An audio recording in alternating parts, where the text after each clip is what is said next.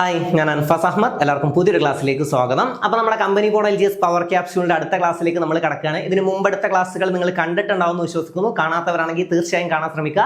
തീർച്ചയായും നിങ്ങൾക്ക് ഉപകരിക്കും. തീർച്ചയായിട്ടും മിസ്സാക്കരുത്. ഓരോ പോയിന്റ്സും ഓരോ ടോപ്പിക്കും എന്നല്ല ഞാൻ പറയുന്നത്. നമ്മൾ ഈ കമ്പനി ബോർഡ് LGS പവർ ക്യാപ്സ്യൂളിൽ നമ്മൾ ഡിസ്കസ് ചെയ്യുന്ന ഓരോ മൈന്യൂട്ട് പോയിന്റ്സും നിങ്ങൾ മിസ്സാക്കാതെ തന്നെ പഠിച്ചിട്ട് പോവുക. ഓരോന്നും നിങ്ങൾക്ക് അത്രയേറെ ഇമ്പോർട്ടൻ്റ് ആണ്. പിന്നെ ഓരോ ക്ലാസ്സുകളും ഓർഡറിൽ തന്നെ കണ്ടുവരിക. അതാകുമ്പോൾ ഓർഡറിൽ നിങ്ങൾ കണ്ടു കഴിഞ്ഞാൽ അടുത്ത ക്ലാസ്സിൽ നിങ്ങൾക്ക് അതിന്റെ റിവിഷൻ ഉണ്ടാവും. നമുക്ക് പറ്റുന്ന അത്രയും ഇവിടെ നിന്ന് തന്നെ റിവിഷൻ ചെയ്യാം. നിങ്ങളെ കൊണ്ട് പറ്റുന്ന അത്രയും എപ്പോഴും റിവിഷൻ ചെയ്യാം. എത്രത്തോളം നിങ്ങൾക്ക് റിവിഷൻ ചെയ്യാൻ പറ്റും അത്രയും നിങ്ങൾ എത്ര വട്ടം നിങ്ങൾ റിപ്പീറ്റ് ചെയ്ത് ചെയ്താലും കുഴപ്പമില്ല. എത്ര വട്ടമാണെങ്കിലും നിങ്ങൾ നല്ല രീതിയിൽ തന്നെ റിവിഷൻ ചെയ്തോ. അത് നിങ്ങൾക്ക് ഒരിക്കലും ഒരു നഷ്ടമാവില്ല. എത്ര സമയം നിങ്ങൾ അതിനു വേണ്ടി ചെലവഴിച്ചാലും കുഴപ്പമില്ല. പറ്റുന്ന അത്രയും പഠിച്ച കാര്യങ്ങൾ പെർഫെക്റ്റ് ആക്കി വെക്കുക. അത് നിങ്ങളുടെ ഉള്ളിൽ ഒരു കോൺഫിഡൻസ് വർദ്ധിക്കാനും നിങ്ങൾക്ക് നിങ്ങൾ തന്നെ ഒരു മോട്ടിവേഷനായി മാറാനൊക്കെ ഈ റിവിഷൻ സഹായിക്കും. അപ്പോൾ നല്ല രീതിയിൽ തന്നെ റിവിഷൻ ചെയ്യുക. നമുക്ക് പറ്റുന്ന അത്രയും നമ്മുടെ ക്ലാസ്സുകളിൽ തന്നെ റിവിഷൻ ചെയ്യുക. എന്നെ കൊണ്ട് പറ്റുന്ന അത്രയും ഞാൻ നിങ്ങൾക്ക് റിവിഷൻ ചെയ്തു തരാം. ഞാൻ ജസ്റ്റ് പഠിപ്പിച്ച കാര്യങ്ങൾ അത് അവിടെ ഇട്ടിട്ട് പോകില്ല. നമുക്ക് ഓരോ ക്ലാസ് കഴിയുമ്പോഴും ഇമ്പോർട്ടൻ്റ് ആയിട്ടുള്ള ഓരോ കാര്യങ്ങളും ഞാൻ ഓർത്തെടുത്ത് നിങ്ങൾക്ക് ഒന്നുകൂടെ ഒന്ന് പറഞ്ഞു തരാം. അപ്പോൾ നിങ്ങൾക്കും നിങ്ങളുടെ മനസ്സിലൊരു റിവിഷൻ നടക്കും. അപ്പോൾ നല്ല രീതിയിൽ തന്നെ റിവിഷൻ ചെയ്യുക. ഞാൻ പറയുമ്പോൾ പറ്റുന്ന അത്രയും കൂടെ പറയാൻ ശ്രമിക്കുക. നന്നായി തന്നെ പഠിച്ചു പോവുക. പഠിക്കുന്ന ഓരോ കാര്യങ്ങളും എപ്പോഴും പെർഫെക്റ്റ് ആക്കി വെക്കുക. എന്നാലേ നിങ്ങൾക്ക് നിങ്ങളുടെ ഉള്ളിൽ ഒരു കോൺഫിഡൻസ് ഉണ്ടാവുള്ളൂ. ഞാനത് കണ്ടിട്ടുണ്ട്, അതെന്താണെന്ന് എനിക്കിപ്പോൾ ഓർമ്മല്ല. അങ്ങനെയല്ല, പഠിച്ച കാര്യങ്ങൾ നമ്മൾ എന്ത് ചെയ്യണം, എപ്പോഴും പെർഫെക്റ്റ് ആക്കി വെക്കണം. പെർഫെക്റ്റ് ആയി തന്നെ പഠിച്ചിട്ടുണ്ടാവണം. ചോദ്യം കണ്ട ഒരു ഡൗട്ടും എനിക്ക് വരില്ല എന്നുള്ള ഒരു കോൺഫിഡൻസ് നിങ്ങൾക്ക് ഉണ്ടാവണം. അതിനെന്ത് ചെയ്യണം, പറ്റുന്ന അത്രയും റിവിഷൻ ചെയ്യണം. എന്നെ കൊണ്ട് പറ്റുന്ന അത്രയും സത്യമായിട്ട് ഞാൻ ചെയ്തു തരാം. എത്രത്തോളം എന്നെ കൊണ്ട് പറ്റും അതൊക്കെ ഞാൻ ചെയ്തു തരാം. അതായത് ഓരോ ക്ലാസ് കഴിയുമ്പോൾ ഞാൻ റിവിഷൻ അത്രയും ഉൾപ്പെടുത്താൻ ശ്രമിക്കുക. പിന്നെ അതുപോലെ തന്നെ നമ്മുടെ മോക്ക് ടെസ്റ്റ് നടക്കുന്നുണ്ട്. നമ്മൾ ഓരോ ടോപ്പിക്കുകളുടെയും മോക്ക് ടെസ്റ്റും നമ്മൾ നടത്തുന്നുണ്ട്. അപ്പോൾ മോക്ക് ടെസ്റ്റുകളൊക്കെ അറ്റൻഡ് ചെയ്യാത്തവരാണെങ്കിൽ എത്രയും പെട്ടെന്ന് അറ്റൻഡ് ചെയ്യാൻ ശ്രമിക്കുക. അതായത് നമ്മൾ പഠിച്ച കാര്യങ്ങൾ നിങ്ങൾക്ക് കിട്ടുന്നുണ്ടോ, പഠിച്ച കാര്യങ്ങൾ എനിക്ക് ഓക്കെ ആണോ, ഞാൻ പഠിച്ചിട്ടുണ്ടോ, എനിക്ക് എത്രത്തോളം മനസ്സിലായിട്ടുണ്ട്, എത്ര മാർക്ക് എനിക്ക് അതിൽ നിന്ന് മാത്രം സ്കോർ ചെയ്യാൻ പറ്റുന്നുണ്ട് എന്നൊക്കെ നിങ്ങൾ അറിയണം. ഓക്കെ, ഓരോ ടോപ്പിക്കിൽ നിന്ന് ചോദ്യം വന്നാൽ പെർഫെക്റ്റ് ആയി തന്നെ ഞാൻ ആൻസർ ചെയ്യും. എനിക്ക് എന്തായാലും മാർക്ക് കിട്ടും എന്ന കോൺഫിഡൻസ് നിങ്ങൾക്ക് ഉണ്ടാവണമെങ്കിൽ ഓരോ മോക്ക് ടെസ്റ്റുകളും അറ്റൻഡ് ചെയ്യണം. പിന്നെ മോക്ക് ടെസ്റ്റിന് ശേഷം നമ്മൾ അതുമായി ബന്ധപ്പെട്ട എല്ലാ കാര്യങ്ങളും നമ്മൾ അവിടെ നിന്ന് തന്നെ പഠിപ്പിച്ചു വിടും. അപ്പോൾ മോക്ക് ടെസ്റ്റ് അറ്റൻഡ് ചെയ്ത് കഴിഞ്ഞ് ഇനി ഒരു മാർക്ക് നിങ്ങളുടെ പോയാലും അടുത്ത തവണ ആ മോക്ക് ടെസ്റ്റ് അല്ലെങ്കിൽ ആ ക്വസ്റ്റ്യൻ നിങ്ങൾക്ക് വരുമ്പോൾ ഒരിക്കലും ആ മാർക്ക് പോകില്ല. അതിനും നമ്മുടെ മോക്ക് ടെസ്റ്റുകൾ യൂസ്ഫുൾ ആവും. അപ്പോൾ മോക്ക് ടെസ്റ്റിന്റെ പ്ലേലിസ്റ്റ് നമ്മൾ നൽകിയിട്ടുണ്ട്. അതുപോലെ തന്നെ കമ്പനി ബോർഡ് LGS പവർ ക്യാപ്സ്യൂളിന്റെയും പ്ലേലിസ്റ്റ് നമ്മൾ കൊടുത്തിട്ടുണ്ട്. അതുപോലെ തന്നെ ന്യൂ SCERT ഹോട്ട് ടോപ്പിക്സിന്റെ പ്ലേലിസ്റ്റും നമ്മൾ കൊടുത്തിട്ടുണ്ട്. ഓരോന്നും നിങ്ങൾക്ക് ഇമ്പോർട്ടൻ്റ് ആണ്. പറ്റുന്ന അത്രയും കണ്ട് പഠിച്ച് തന്നെ നമുക്ക് ഇവിടെ നിന്ന് തന്നെ പഠിച്ചു പോവാം. അപ്പോൾ അധികം ഒന്നും പറയുന്നില്ല, നിങ്ങൾക്ക് ക്ലാസ് ഉപകരിക്കും എന്ന് ഞാൻ വിശ്വാസത്തോടെ ഞാൻ തുടങ്ങുകയാണ്. അപ്പോൾ അധികം ഒന്നും പറയാൻ നമുക്ക് നേരെ നമ്മുടെ ക്ലാസ്സിലേക്ക് എടുക്കാം.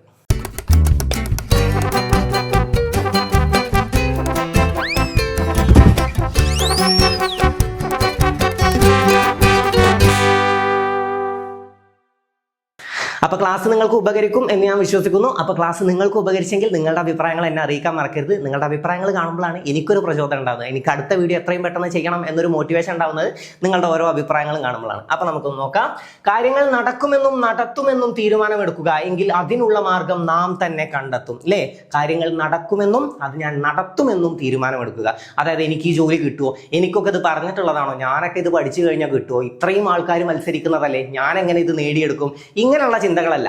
ഇതെന്തായാലും നടക്കും, എനിക്ക് ഈ ജോലി എന്തായാലും കിട്ടും, അത് ഞാൻ എന്തായാലും നേടിയെടുക്കും. അതെങ്ങനെ നേടിയെടുക്കും എന്നുള്ളത്, അതായത് ഈ തീരുമാനം നിങ്ങൾ എടുത്തു കഴിഞ്ഞാൽ ഞാൻ എന്തായാലും ഈ ജോലി നേടും, അത് ഞാൻ എന്തായാലും നേടിയെടുക്കും, അതിനു വേണ്ടിയുള്ളതൊക്കെ ഞാൻ ചെയ്യും എന്ന തീരുമാനം നിങ്ങൾ ഓൾറെഡി എടുത്തു കഴിഞ്ഞാൽ പിന്നെ ബാക്കി കാര്യങ്ങളൊക്കെ നിങ്ങൾ തന്നെ ചെയ്തോളും. പിന്നെ വേറെ ആദ്യം സപ്പോർട്ടൊന്നും നിങ്ങൾക്ക് വേണ്ടി വരില്ല, നിങ്ങൾ തന്നെ ചെയ്യും. ഓക്കെ, അതിനാദ്യം എന്ത് വേണം, ആ തീരുമാനം എടുക്കണം. ഓക്കെ, ആഗ്രഹം മാത്രം ഉണ്ടായാൽ പോരാ, അല്ലെങ്കിൽ ഡ്രീം കണ്ടാൽ മാത്രം പോരാ. അതായത് ആഗ്രഹം ഉണ്ടായിട്ട് സ്വപ്നം കണ്ടാൽ മാത്രം പോരാ. എന്ത് ചെയ്യണം, അതൊരു തീരുമാനമാക്കി എടുക്കണം. ഈ സ്വപ്നം ഞാൻ നേടിയെടുക്കും എന്ന തീരുമാനം നിങ്ങളുടെ ഉള്ളിലുണ്ടെങ്കിൽ നിങ്ങൾ അതിനു വേണ്ടി ചെയ്യേണ്ടതൊക്കെ ചെയ്യും. മാറ്റിവെക്കേണ്ട സമയമൊക്കെ നിങ്ങൾ മാറ്റിവെക്കും. ഒഴിവാക്കേണ്ട കാര്യങ്ങളൊക്കെ നിങ്ങൾ ഒഴിവാക്കും. അതിനാദ്യം എന്ത് വേണം, നിങ്ങൾ തീരുമാനം എടുക്കണം. അപ്പൊ ആ തീരുമാനം ഇന്ന് എടുക്കുമല്ലോ, എന്തായാലും ഞാൻ ഈ ജോലി നേടും, ആ തീരുമാനത്തിൽ തന്നെ അല്ലേ പഠിക്കാൻ തുടങ്ങിയത്. അല്ലാതെ ഒന്ന് ട്രൈ ചെയ്ത് നോക്കാം, ജോലി കിട്ടിയാലോ എന്ന തീരുമാനത്തിലല്ലല്ലോ. ഞാൻ ഫസ്റ്റ് ക്ലാസ്സിലേ പറഞ്ഞിട്ടുണ്ടായിരുന്നു, നിങ്ങൾ ആ ഒരു തീരുമാനമുള്ള ആളുകളാണെങ്കിൽ നിങ്ങൾ കൂടെ കൂടിക്കോ. തീർച്ചയായിട്ടും നിങ്ങൾക്ക് നല്ലൊരു മാർക്ക് തന്നെ സ്കോർ ചെയ്യാൻ പറ്റും, നല്ലൊരു റാങ്ക് നിങ്ങൾക്ക് നേടിയെടുക്കാൻ പറ്റും. നിങ്ങളുടെ കയ്യിൽ ആ തീരുമാനം ഉണ്ടാവണം. ഓക്കെ, ഈ ക്ലാസ് മാത്രമല്ല, നിങ്ങൾക്ക് എക്സ്ട്രാ എന്തൊക്കെ ചെയ്യാൻ പറ്റുമോ അതൊക്കെ നിങ്ങളും ചെയ്യണം. പറ്റുന്ന അത്രയും റിവിഷൻ ചെയ്യണം, പറ്റുന്ന അത്രയും എക്സ്ട്രാ കാര്യങ്ങൾ നിങ്ങൾ പഠിച്ചെടുക്കണം. അല്ലേ? നമ്മൾ കഴിഞ്ഞ ക്ലാസ്സിൽ പറഞ്ഞിട്ടുണ്ടായിരുന്നു, ബാക്കി 99 ആളുകളും ചെയ്യാൻ തയ്യാറല്ലാത്ത കാര്യം നീ ചെയ്താലേ നീ ഒന്നാമനാവുള്ളൂ. അപ്പൊ നമ്മൾ ഒന്നാമനാവണമെങ്കിൽ നമ്മൾ എന്ത് ചെയ്യണം, ബാക്കിയുള്ളവർ ചെയ്യാൻ തയ്യാറല്ലാത്ത ആ കാര്യങ്ങൾ നമ്മൾ ചെയ്യാൻ തയ്യാറാവണം. ഓക്കെ, നമ്മുടെ സമയങ്ങൾ മാറ്റി വെക്കണം, നമ്മുടെ സംഭവങ്ങൾ മാറ്റി വെക്കണം. പലതിൽ നിന്നും നമ്മൾ ഒഴിഞ്ഞു മാറി നിൽക്കേണ്ടി വരും. അല്ലേ? പല പരിപാടികളിൽ നിന്നും നമ്മൾ ഒഴിഞ്ഞു നിൽക്കേണ്ടി വരും. അല്ലേ? പലതും നമ്മൾ മാറ്റി വെക്കേണ്ടി വരും. അപ്പൊ അതൊക്കെ ഇപ്പൊ മാറ്റി വെച്ചാൽ പിന്നീട് നമുക്ക് എന്താവും, പിന്നീട് ഇതിനൊക്കെ നമുക്ക് ഇഷ്ടം പോലെ സമയം ഉണ്ടാവും. ഓക്കെ, പിന്നീട് നമുക്ക് സന്തോഷത്തോടെ ഓരോ കാര്യങ്ങളും ചെയ്യാൻ പറ്റും. അപ്പൊ ഇപ്പൊ ഈ സമയം മാറ്റി വെക്കുന്നത് പിന്നീട് ഒരു നല്ല കാര്യത്തിനാണ് അല്ലേ, ഒരു നേട്ടത്തിന് വേണ്ടിയിട്ടാണ് എന്ന ബോധ്യം നിങ്ങളുടെ ഉള്ളിൽ ഉണ്ടാവണം. അതിന് വേണ്ടിയിട്ട് പറ്റുന്ന അത്രയും ത്യജിക്കുക. ഓക്കെ, പറ്റുന്ന അത്രയും മാറ്റി വെക്കുക. എന്തൊക്കെ മാറ്റി വെക്കേണ്ടി വന്നാലും ഇതൊക്കെ ഞാനൊരു സമയത്ത് ഇതൊക്കെ നേടിയിട്ട് ആ ഒരു സന്തോഷത്തിനെ പറ്റി ചിന്തിക്കുക. ഓക്കെ, ഇത് ഒരു ദിവസം നേടുമല്ലോ, ഇത് ഒരു ദിവസം എൻ്റെ കയ്യിൽ ഇതിന്റെ അപ്പോയിന്റ്മെന്റ് ലെറ്റർ വന്ന് കിട്ടും, എനിക്ക് ഒരു സർക്കാർ ജോലി എന്ന ഒരു ഉറപ്പ് എൻ്റെ കയ്യിൽ വന്ന് കിട്ടും. ഓക്കെ, എൻ്റെ കുടുംബം അത് കാണും അല്ലേ, എൻ്റെ കൂട്ടുകാർ അത് കാണും, എന്നെ അറിയുന്നവരെല്ലാം അത് കാണും, എന്നെ പരിഹസിച്ചവരത് കാണും, എന്നെ സപ്പോർട്ട് ചെയ്തവരും അത് കാണും. ഇവരൊക്കെ അത് കാണിക്കണം.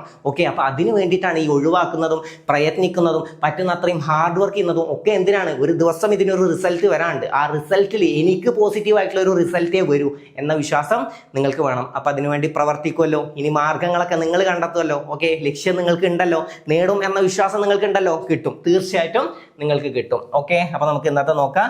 ഇന്നത്തെ നോക്കുന്നതിന് മുമ്പ് നമുക്ക് മുമ്പത്തേക്ക് ഒന്ന് ഡിസ്കസ് ചെയ്യണ്ടേ. ആറ്റിങ്ങൽ കലാപമാണ്. എന്ത് ആറ്റിങ്ങൽ കലാപം അല്ലേ? കേരളത്തിൽ ബ്രിട്ടീഷുകാർക്കെതിരെ നടന്ന ആദ്യ സംഘടിത കലാപമാണ് ആറ്റിങ്ങൽ കലാപം. ആറ്റിങ്ങൽ കലാപത്തിൽ വധിക്കപ്പെട്ട, നമുക്ക് ഇമ്പോർട്ടന്റ് ആയിട്ടുള്ള കാര്യങ്ങൾ മാത്രം പെട്ടെന്ന് ഒന്ന് ഡിസ്കസ് ചെയ്തു പോകാം കേട്ടോ. ആറ്റിങ്ങൽ കലാപത്തിൽ വധിക്കപ്പെട്ട ബ്രിട്ടീഷ് ഉദ്യോഗസ്ഥൻ ആരാണ്? ഗിഫോർഡ് ആണ് അല്ലേ. ഗിഫോർഡ് ആണ് ആറ്റിങ്ങൽ കലാപത്തിൽ വധിക്കപ്പെട്ട ബ്രിട്ടീഷ് ഉദ്യോഗസ്ഥൻ. ഗിഫോർഡ് ഉൾപ്പെടെ എത്ര ആളുകളാണ് വധിക്കപ്പെട്ടത്? 141 ആളുകളാണ്. ഗിഫോർഡ് ഉൾപ്പെടെ എന്ന് പറഞ്ഞാൽ അത് 141 ആളുകളാണ്. ഗിഫോർഡിന്റെ നേതൃത്വം അല്ലേ, നേതാവായി ഗിഫോർഡ് ഉണ്ടായിരുന്നു. മറ്റെത്ര ആളുകൾ ഉണ്ടായിരുന്നു എന്ന് ചോദിച്ചാൽ 140 ആളുകളാണ് അല്ലേ. അവരെങ്ങോട്ടാണ് അവരുടെ ജഡം വലിച്ചെറിഞ്ഞത്? വാമനപുരം നദിയിലേക്കാണ് അല്ലേ. പിന്നെ ആറ്റിങ്ങൽ കലാപം ആദ്യ സംഘടിത കലാപമാണെന്ന് പറഞ്ഞു. ആറ്റിങ്ങൽ കലാപം നടന്ന വർഷം 1721 ആണെന്നും നമ്മൾ പഠിച്ചതാണ് അല്ലേ. 1721 ആറ്റിങ്ങൽ കലാപം. ആറ്റിങ്ങൽ കലാപവുമായി ബന്ധപ്പെട്ട് ഒപ്പുവെച്ച ഉടമ്പടി ഏതാണ്? വേണാട് ഉടമ്പടി അല്ലേ. വേണാട് ഉടമ്പടി. ആരൊക്കെയാണ് വേണാട് ഉടമ്പടിയിൽ ഒപ്പുവെച്ചത്? നെയ്യാറ്റിൻകരയുടെ രാജകുമാരനാണെന്ന് ഞാൻ പറഞ്ഞിട്ട് ഒരാൾ ഒപ്പുവെച്ചു അല്ലേ എന്ന് സ്വയം വിശേഷിപ്പിച്ചത് ആരെന്നൊക്കെ ചോദ്യം വരും. നെയ്യാറ്റിൻകരയുടെ രാജകുമാരൻ എന്ന പേരിൽ ഒപ്പുവെച്ചത് ആരാന്ന് ചോദിച്ചാൽ ആരാണ്? മാർത്താണ്ഡവർമ്മയാണ്. നെയ്യാറ്റിൻകരയുടെ രാജകുമാരൻ എന്ന പേരിൽ മാർത്താണ്ഡവർമ്മ ഒപ്പുവെച്ചു. ഈസ്റ്റ് ഇന്ത്യ കമ്പനിയുടെ ഭാഗത്ത് നിന്നും അലക്സാണ്ടർ ഓം ആണ് ഒപ്പുവെച്ചത്. അപ്പൊ 1721 ആറ്റിങ്ങൽ കലാപം, 1723 വേണാട് ഉടമ്പടി. ആദ്യ സംഘടിത കലാപമാണ് ആറ്റിങ്ങൽ കലാപം. അപ്പൊ ആദ്യത്തെ കലാപം ഏതാ? കേരളത്തിൽ ബ്രിട്ടീഷുകാർക്കെതിരെ നടന്ന ആദ്യ കലാപം ഏതാന്ന് ചോദിച്ചാൽ അത് അഞ്ചുതെങ്ങ് കലാപമാണ് അല്ലെ. അഞ്ചുതെങ്ങ് കലാപം 1697 അഞ്ചുതെങ്ങ് കലാപം നടന്നത്. അഞ്ചുതെങ്ങിൽ കോട്ട പണിയാൻ ബ്രിട്ടീഷുകാർക്ക് അനുമതി നൽകിയതാരാണ്? ആറ്റിങ്ങൽ റാണി അല്ലെങ്കിൽ ആറ്റിങ്ങൽ ഉമയമ്മ റാണി. ഈ റാണിക്ക് പാരിതോഷികങ്ങളുമായിട്ട് പോകുന്ന വഴിയിലാണ് എന്തുണ്ടായത്? ആറ്റിങ്ങൽ കലാപം ഉണ്ടായത് അല്ലേ. റാണിക്ക് പാരിതോഷികങ്ങൾ നമ്മൾ ആ കഥയൊക്കെ പറഞ്ഞതാണ്. മുമ്പത്തെ ക്ലാസ് കണ്ടിട്ടില്ലെങ്കിൽ കാണുക, അതാവുമ്പോൾ നിങ്ങൾക്ക് ഡീറ്റെയിൽ ആയിട്ട് പഠിക്കാൻ പറ്റും. ഇത് ജസ്റ്റ് ഒരു റിവിഷൻ അല്ലേ. ഇനി നമ്മൾ സമയം വേസ്റ്റ് ആക്കിയത്. അപ്പോൾ പെട്ടെന്ന് റിവിഷൻ ചെയ്ത് പോവുക. നിങ്ങൾക്ക് എല്ലാം അങ്ങനെ മൈൻഡിൽ ഓടി വരുന്നില്ലേ ആ കഥ എന്താണെന്നും അവിടെ എന്തുണ്ടായി, അങ്ങനെ അവരെ എത്ര ആളുകൾ മരണപ്പെട്ടു, ആരാണ് അതിന് നേതൃത്വം നൽകിയത് അല്ലേ. നേതൃത്വം നൽകിയ ആളുകളെ നമ്മൾ പഠിച്ചു. ആരാണ്? എട്ടുവീട്ടിൽ പിള്ളമാരാണ്. ഈ എട്ടുവീട്ടിൽ പിള്ളമാരുടെ നേതാവാണ് കുടമൻ പിള്ള. അതൊക്കെ നമ്മൾ പഠിച്ചത് അല്ലേ. പിന്നെ മാർത്താണ്ഡവർമ്മ നമ്മൾ പഠിച്ചിട്ടുണ്ടായിരുന്നു അല്ലേ. ആധുനിക തിരുവിതാംകൂറിന്റെ ശില്പിയാണ് മാർത്താണ്ഡവർമ്മ. ആധുനിക അശോകൻ എന്നറിയപ്പെടുന്നത് മാർത്താണ്ഡവർമ്മയാണ് അല്ലേ. ആധുനിക തിരുവിതാംകൂറിലെ ഉരുക്കു മനുഷ്യൻ എന്നറിയപ്പെടുന്നത് മാർത്താണ്ഡവർമ്മയാണ്. ഒക്കെ നമ്മൾ പഠിച്ചിട്ടുണ്ട്. എന്താണ് അദ്ദേഹം സ്വയം വിശേഷിപ്പിച്ചത്? നെയ്യാറ്റിൻകരയുടെ രാജകുമാരൻ. പിന്നെ പഴശ്ശി കലാപങ്ങൾ നമ്മൾ പഠിച്ചു അല്ലേ. ഒന്നാം പഴശ്ശി കലാപം, രണ്ടാം പഴശ്ശി കലാപം. അന്ന് അങ്ങനെ 2 ഘട്ടങ്ങളിലായിട്ടാണ് പഴശ്ശി കലാപം നടന്നത്. 93 മുതൽ 97 വരെയാണ് ഒന്നാം പഴശ്ശി കലാപം. 800 മുതൽ 805 വരെയാണ് രണ്ടാം പഴശ്ശി കലാപം. ഒന്നാം പഴശ്ശി കലാപത്തിന്റെ കേന്ദ്രം എവിടെയാണ്? ഒന്നാം പഴശ്ശി കലാപത്തിന്റെ കേന്ദ്രം പുരളിമലയാണ് അല്ലെ. ഒന്നാം പഴശ്ശി കലാപത്തിന്റെ കേന്ദ്രം. രണ്ടാം പഴശ്ശി കലാപ സമയത്തെ തലശ്ശേരി സബ് കളക്ടർ നമ്മൾ പഠിച്ചതാണ്.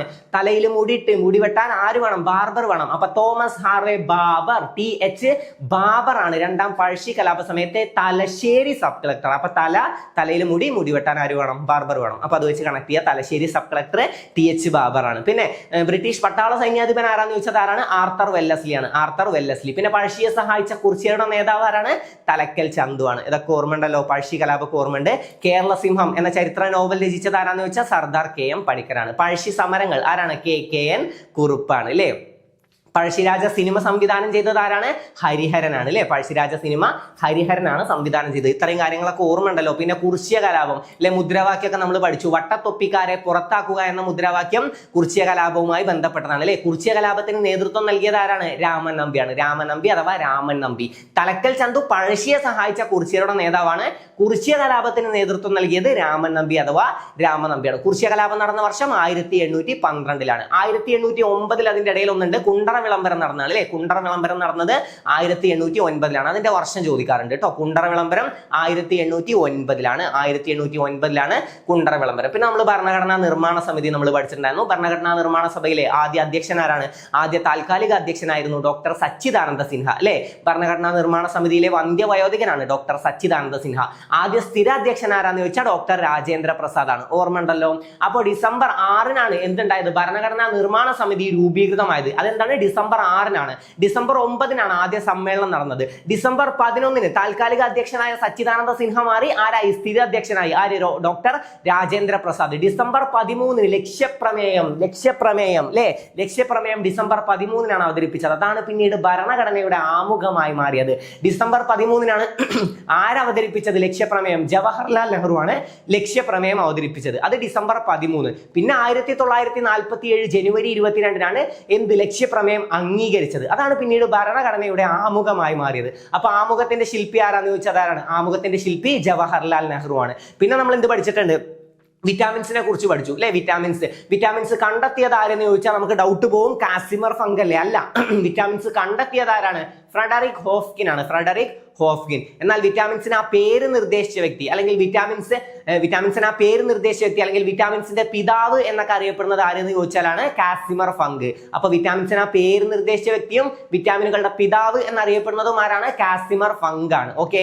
എച്ച് വിറ്റാമിൻ എന്നറിയപ്പെടുന്നത് പലർക്കും കൺഫ്യൂഷൻ വന്നാണ് അല്ലെ? എച്ച് വിറ്റാമിൻ എന്നറിയപ്പെടുന്നത് വിറ്റാമിൻ B7 ആണ്. എച്ച് വിറ്റാമിൻ അല്ലെ? വിറ്റാമിൻ B7ന്റെ അപര്യാപ്തത മൂലമാണ് മുടി കൊഴിച്ചിൽ അഥവാ ഹെയർ ഫോൾ. അത് വെച്ചിട്ട് എച്ച് കണക്ട് ചെയ്യാലോ. Hair fall H vitamin B7 ആണ്. അതിൽ വിറ്റാമിൻസിന്റെ ക്ലാസ്സിൽ അത് വിറ്റാമിന്റെ മോക്ക് ടെസ്റ്റിലും ഞാൻ പറഞ്ഞു തന്നിട്ടുണ്ടായിരുന്നു. അതിൽ നമ്മൾ വരച്ചിട്ടൊക്കെ വിറ്റാമിൻ B7 ഒക്കെ പഠിപ്പിച്ചതാണ്. വരച്ച് തന്നിട്ടൊക്കെ അതൊരു കണക്ഷൻ തന്നതാണ്.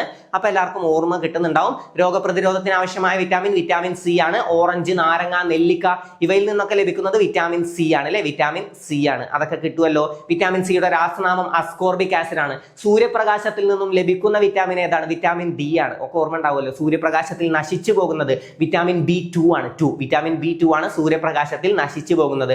മഴവെള്ളത്തിൽ നിന്നും ലഭിക്കുന്ന വിറ്റാമിൻ ഏതാണ്? മഴവെള്ളത്തിൽ നിന്നും ലഭിക്കുന്ന വിറ്റാമിൻ ഏതാണെന്ന് ചോദിച്ചത് വിറ്റാമിൻ B12 ആണ്. എല്ലാം ഓർമ്മ കിട്ടുന്നുണ്ടല്ലോ. ഏകദേശം കാര്യങ്ങളൊക്കെ ക്ലിയർ അല്ലേ? ഉറക്കമില്ലായ്മ, ഉത്കണ്ഠ എന്നിവക്ക് കാരണമായത് വിറ്റാമിൻ B6 ആണ് അല്ലെ? B6 ആണ്. അതായത് നമ്മൾ പറഞ്ഞു 6ാമത്തെ പീരീഡ് ആയി കഴിഞ്ഞാൽ ഉറക്കം വരും. അപ്പൊ വിറ്റാമിൻ B6ന്റെ രാസനാമമാണ് പീരീഡോക്സിൻ. ഉറക്കമില്ലായ്മ, ഉത്കണ്ഠ എന്നിവക്ക് കാരണമാകുന്നു എന്നൊക്കെ നമ്മൾ പഠിച്ചു. ക്ലിയർ അല്ലേ? ഏകദേശം പഠിച്ച കാര്യങ്ങളൊക്കെ പെർഫെക്റ്റ് അല്ലേ? ഓക്കെ. എല്ലാം പറ്റുന്ന അത്രയും നമുക്ക് അവിടെ ഇവിടെയൊക്കെ കണക്ട് ചെയ്തിട്ടാണെങ്കിലും റിവിഷൻ ചെയ്തു പോകും. ഇനി ഇവിടെയൊക്കെ പഠിക്കുമ്പോൾ ഓരോന്നും നമ്മൾ പഴയത് പഠിച്ചതിലൊക്കെ റിവിഷൻ ചെയ്യാണ്ടാവും. ഓക്കെ. അപ്പൊ പറ്റുന്ന അത്രയും നമുക്ക് പഠിച്ചു പോവാം. അപ്പൊ ക്ലിയർ അല്ലേ? അമേരിക്കൻ സ്വാതന്ത്ര്യ സമരമൊക്കെ ഓർമ്മ ഉണ്ടല്ലോ. നമ്മൾ പഠിച്ചതാണ് അല്ലെ? പ്രാതിനിധ്യമില്ലാതെ നികുതിയില്ല എന്ന മുദ്രാവാക്യം അമേരിക്കൻ സ്വാതന്ത്ര്യ സമരവുമായി ബന്ധപ്പെട്ടതാണ്.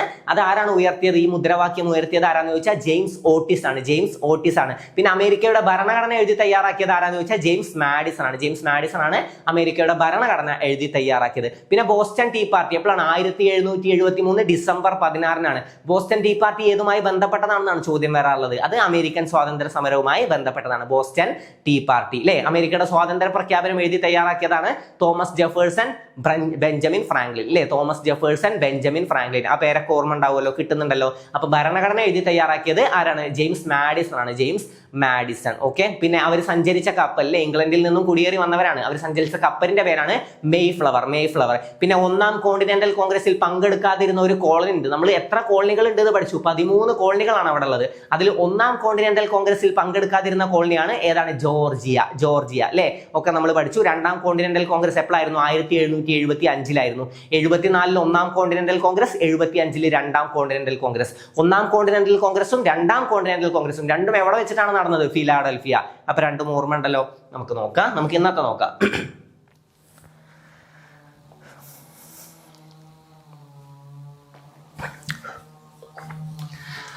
ആമുഖം. എന്താണ് ഭരണഘടനയുടെ ആമുഖം? അതായത് എന്താണ് പിന്നീട് ഭരണഘടനയുടെ ആമുഖമായിട്ട് മാറിയത്? 1946 ഡിസംബർ 13 ഇപ്പൊ നമ്മൾ പറഞ്ഞ് നാവെടുത്തതേ ഉള്ളൂ. 1946 ഡിസംബർ 13 ജവഹർലാൽ നെഹ്റു എന്ത് അവതരിപ്പിക്കാണ്? ഭരണഘടനാ നിർമ്മാണ സമിതിയിൽ ലക്ഷ്യപ്രമേയം അവതരിപ്പിക്കുകയാണ്. ഈ ലക്ഷ്യപ്രമേയമാണ് പിന്നീട് എന്തായിട്ട് മാറിയത്? ഭരണഘടനയുടെ ആമുഖമായി മാറിയത്. അപ്പൊ ഭരണഘടനയുടെ ആമുഖത്തിന്റെ ശില്പി ആരാണ്? ജവഹർലാൽ നെഹ്റു. ഓക്കെ. അംഗീകരിച്ചത് എപ്പോഴാണ്? അതായത് ലക്ഷ്യപ്രമേയം അവതരിപ്പിച്ചത് നമ്മൾ പഠിച്ചു 1946 ഡിസംബർ 13. ഇതും നമ്മൾ പഠിച്ചതാണ് 1947 ജനുവരി 22. നമ്മൾ പഠിച്ചതല്ലേ 1947 ജനുവരി 22. നിലവിൽ വന്നത്, അതായത് ഭരണഘടനയുടെ ആമുഖം നിലവിൽ വന്നത് എപ്പോഴാന്ന് ചോദിച്ചാൽ 1950 ജനുവരി 26. ഭരണഘടനയുടെ ആമുഖം നിലവിൽ വന്നത്. അപ്പൊ ആമുഖം അതായത് ലക്ഷ്യപ്രമേയമാണ് ആമുഖമായിട്ട് മാറിയത്.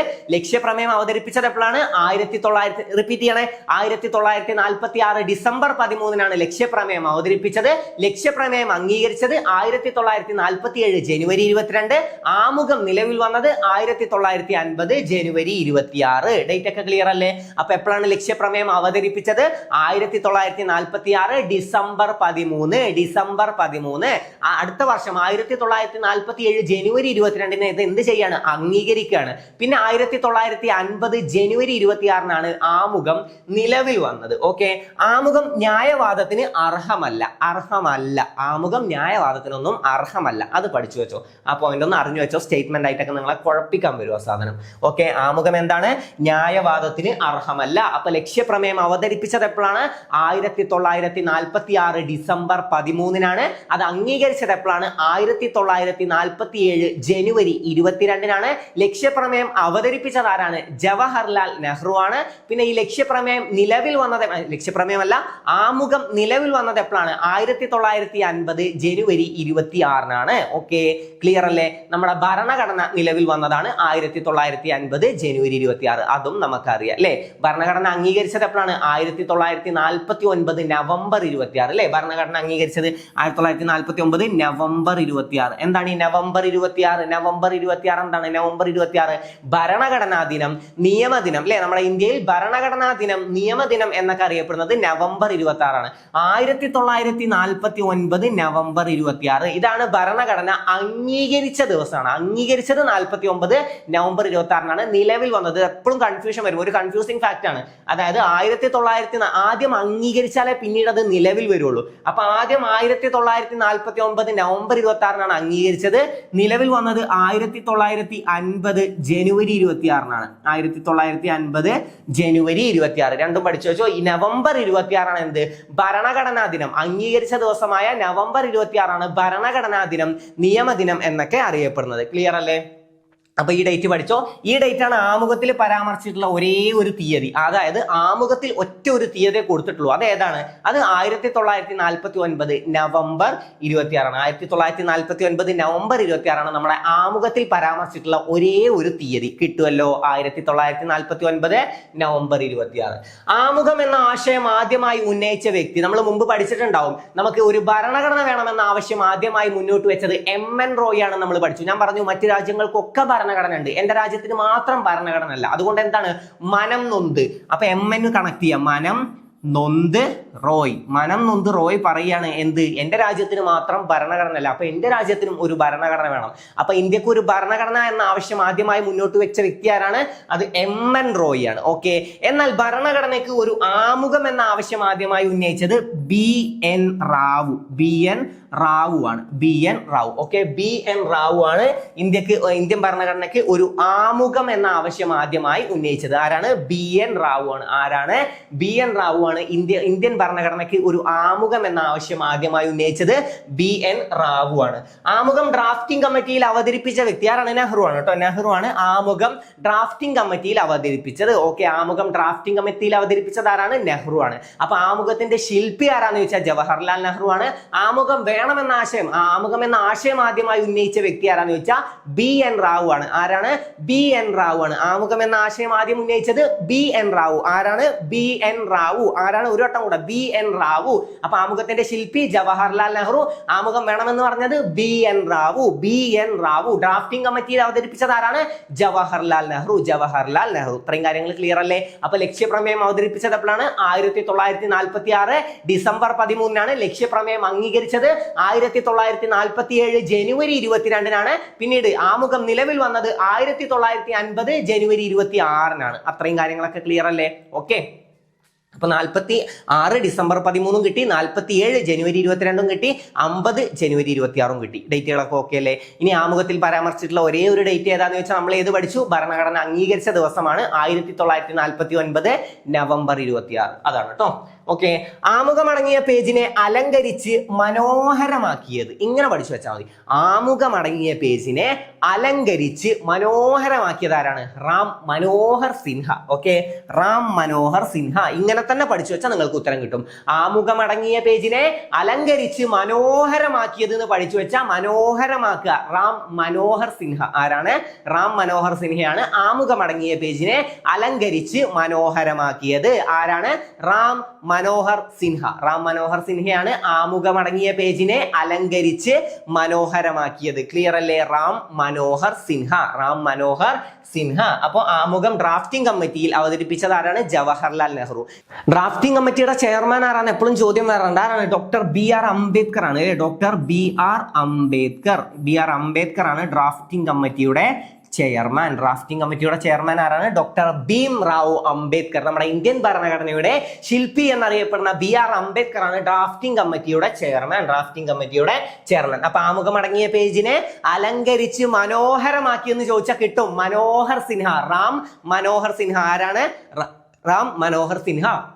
അപ്പൊ ആമുഖമടങ്ങിയ പേജിനെ അലങ്കരിച്ച് മനോഹരമാക്കിയത് റാം മനോഹർ സിൻഹ. അലങ്കരിച്ച് മനോഹരമാക്കിയത് റാം മനോഹർ സിൻഹ. അലങ്കരിച്ച് മനോഹരമാക്കിയത് റാം മനോഹർ സിൻഹ. ഇത്രയും ക്ലിയർ അല്ലേ? അപ്പൊ ആമുഖം വേണമെന്ന ആശയം അല്ലെ? ആമുഖം എന്ന ആശയം ആദ്യമായി ഉന്നയിച്ചത് BN റാവു.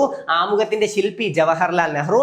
ഡ്രാഫ്റ്റിംഗ് കമ്മിറ്റിയിൽ അവതരിപ്പിച്ചത് ജവഹർലാൽ നെഹ്റു. പിന്നെ ആമുഖത്തിന്റെ കരടുമല്ലേ ആമുഖം ഡ്രാഫ്റ്റിംഗ് കമ്മിറ്റിയിൽ അവതരിപ്പിച്ച വ്യക്തിയാണ് ജവഹർലാൽ നെഹ്റു. ആമുഖം അടങ്ങിയ പേജിനെ അലങ്കരിച്ച് മനോഹരമാക്കിയത് റാം മനോഹർ സിൻഹ. ഇത്രയും കാര്യങ്ങൾ ക്ലിയർ ആണല്ലോ. ഈ 3 പോയിന്റ്സും ക്ലിയർ ആണ്. ഈ വ്യക്തികളുടെ പേരും ക്ലിയർ ആണ്. റാം മനോഹർ സിൻഹ മറക്കരുത്. ആമുഖമടങ്ങിയ പേജിനെ അലങ്കരിച്ച് മനോഹരമാക്കി. ആമുഖം ഒരേ ഒരു തവണ ഭേദഗതി ചെയ്തത്. നമ്മുടെ ഭരണഘടനയുടെ ആമുഖം ഒറ്റ ഒരു തവണ ഭേദഗതി ചെയ്തിട്ടുള്ളൂ. അത് 42ാം ഭേദഗതിയാണ് അല്ലെ? നമ്മുടെ മിനി കോൺസ്റ്റിറ്റ്യൂഷൻ എന്നറിയപ്പെടുന്ന ഭരണഘടനാ ഭേദഗതിയാണ് 42ാം ഭേദഗതി. 42ാം ഭേദഗതിയുടെ വർഷം ചോദിച്ചാൽ 4+2 എത്രയാണ്? 4+2 6 ആണ്. ഓക്കെ, കണക്ട് ചെയ്ത് വെച്ചോ. 1976. അത് വെച്ചിട്ട് കണക്ട് ചെയ്യുക. 1976. ഓക്കെ, അപ്പൊ 6 വെച്ച് കണക്ട് ചെയ്യുക. 1976. 42ാം ഭേദഗതി 4+2. ഇനി 44ാം ഭേദഗതി ചോദിച്ചാൽ 4+4 എത്രയാണ്? 8. അപ്പൊ 1978. രണ്ടിന്റെ വർഷം നിങ്ങൾക്ക് അവിടെ നിന്ന് തന്നെ കിട്ടി.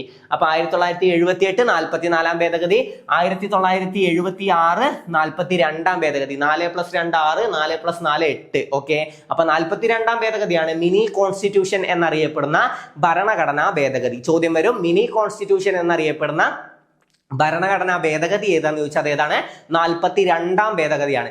ഈ 42ാം ഭേദഗതി സമയത്തെ പ്രധാനമന്ത്രി ചോദ്യം വരാറുണ്ടല്ലോ. എവിടെ? പ്രധാനമന്ത്രി ഇന്ദിരാഗാന്ധിയാണ്. പ്രസിഡന്റ് ആരാണ്? ഫക്രുദ്ദീൻ അലി അഹമ്മദ് ആണ്. എവിടെ? ഫക്രുദ്ദീൻ അലി അഹമ്മദ്. ഓക്കെ, പ്രധാനമന്ത്രി ആരാന്ന് ചോദിച്ചാൽ ഇന്ദിരാഗാന്ധി. പ്രസിഡന്റ് ആരാണ്? ഫക്രുദ്ദീൻ അലി അഹമ്മദ്. ഇനി എന്താണ് ഈ ആമുഖത്തിലൂടെ കൂട്ടിച്ചേർത്തത്? ആമുഖത്തിലൂടെ കൂട്ടിച്ചേർത്ത വാക്കുകളാണ് മതേതരത്വം, സോഷ്യലിസം, അഖണ്ഡത. അല്ലെ? മതേതരത്വം, സോഷ്യലിസം, അഖണ്ഡത. ഓക്കെ, നമ്മുടെ രാജ്യത്തിന്റെ ഐക്യം എന്നൊക്കെ പറയുന്നവിടെ രാജ്യത്തിന്റെ ഐക്യവും അഖണ്ഡതയും എന്നാക്കി മാറ്റി. അങ്ങനെ അഖണ്ഡതയും കൂട്ടിച്ചേർത്തു. മതേതരത്വം, സോഷ്യലിസം, അഖണ്ഡത എന്നീ 3 വാക്കുകളാണ് ആമുഖത്തിൽ ഭേദഗതിയിലൂടെ കൂട്ടിച്ചേർത്തത്. മതേതരത്വം, സോഷ്യലിസം, അഖണ്ഡത. മതേതരത്വം, സോഷ്യലിസം, അഖണ്ഡത. ചോദ്യം വരും, ആമുഖത്തിൽ കൂട്ടിച്ചേർത്ത വാക്കുകളിൽ പെടാത്തത് ഏത്? സ്വാതന്ത്ര്യം ഉണ്ടാവും, സമത്വം ഉണ്ടാവും, സാഹോദര്യം ഉണ്ടാവും. ഓക്കെ, അപ്പൊ മതേതരത്വം, സോഷ്യലിസം, അഖണ്ഡത. മതേതരത്വം, സോഷ്യലിസം, അഖണ്ഡത എന്നീ വാക്കുകളാണ് 42ാം ഭേദഗതിയിലൂടെ. എപ്പോഴാണ് 42ാം ഭേദഗതി? 4+2 6. 1976 42ാം ഭേദഗതി. 44ാം ഭേദഗതി എപ്പോഴാണ്? 44ാം ഭേദഗതി. 4+4 8. 1978 44ാം ഭേദഗതി. അത്രയും ക്ലിയർ അല്ലേ? പിന്നെ ഭേദഗതി സമയത്തെ പ്രധാനമന്ത്രിയാണ് ഇന്ദിരാഗാന്ധി. പ്രസിഡന്റ് ആരാണ്? ഫക്രുദ്ദീൻ അലി അഹമ്മദ് ആണ്. ഫക്രുദ്ദീൻ അലി അഹമ്മദ്. ഈ ഭേദഗതി നിലവിൽ വന്നത് എപ്പോഴാണ്? ഭേദഗതി നിലവിൽ വന്നത് 1977 ജനുവരി 3. 1977 ഭേദഗതി ചെയ്തത് 1976.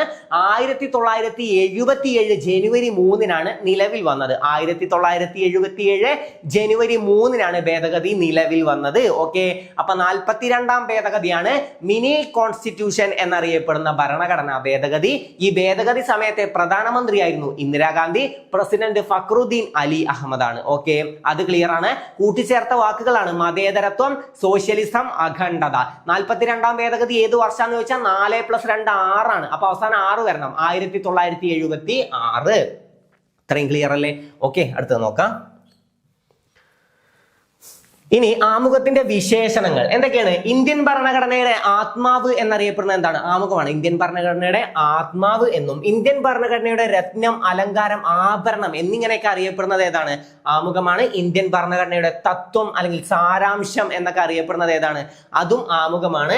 ഭരണഘടനാ നിർമ്മാതാക്കളുടെ മനസ്സിലേക്കുള്ള താക്കോൽ എന്നറിയപ്പെടുന്നതും നമ്മുടെ ആമുഖമാണ്. ഓക്കെ, അപ്പൊ ആമുഖത്തിന്റെ ശില്പി ആരാണ്?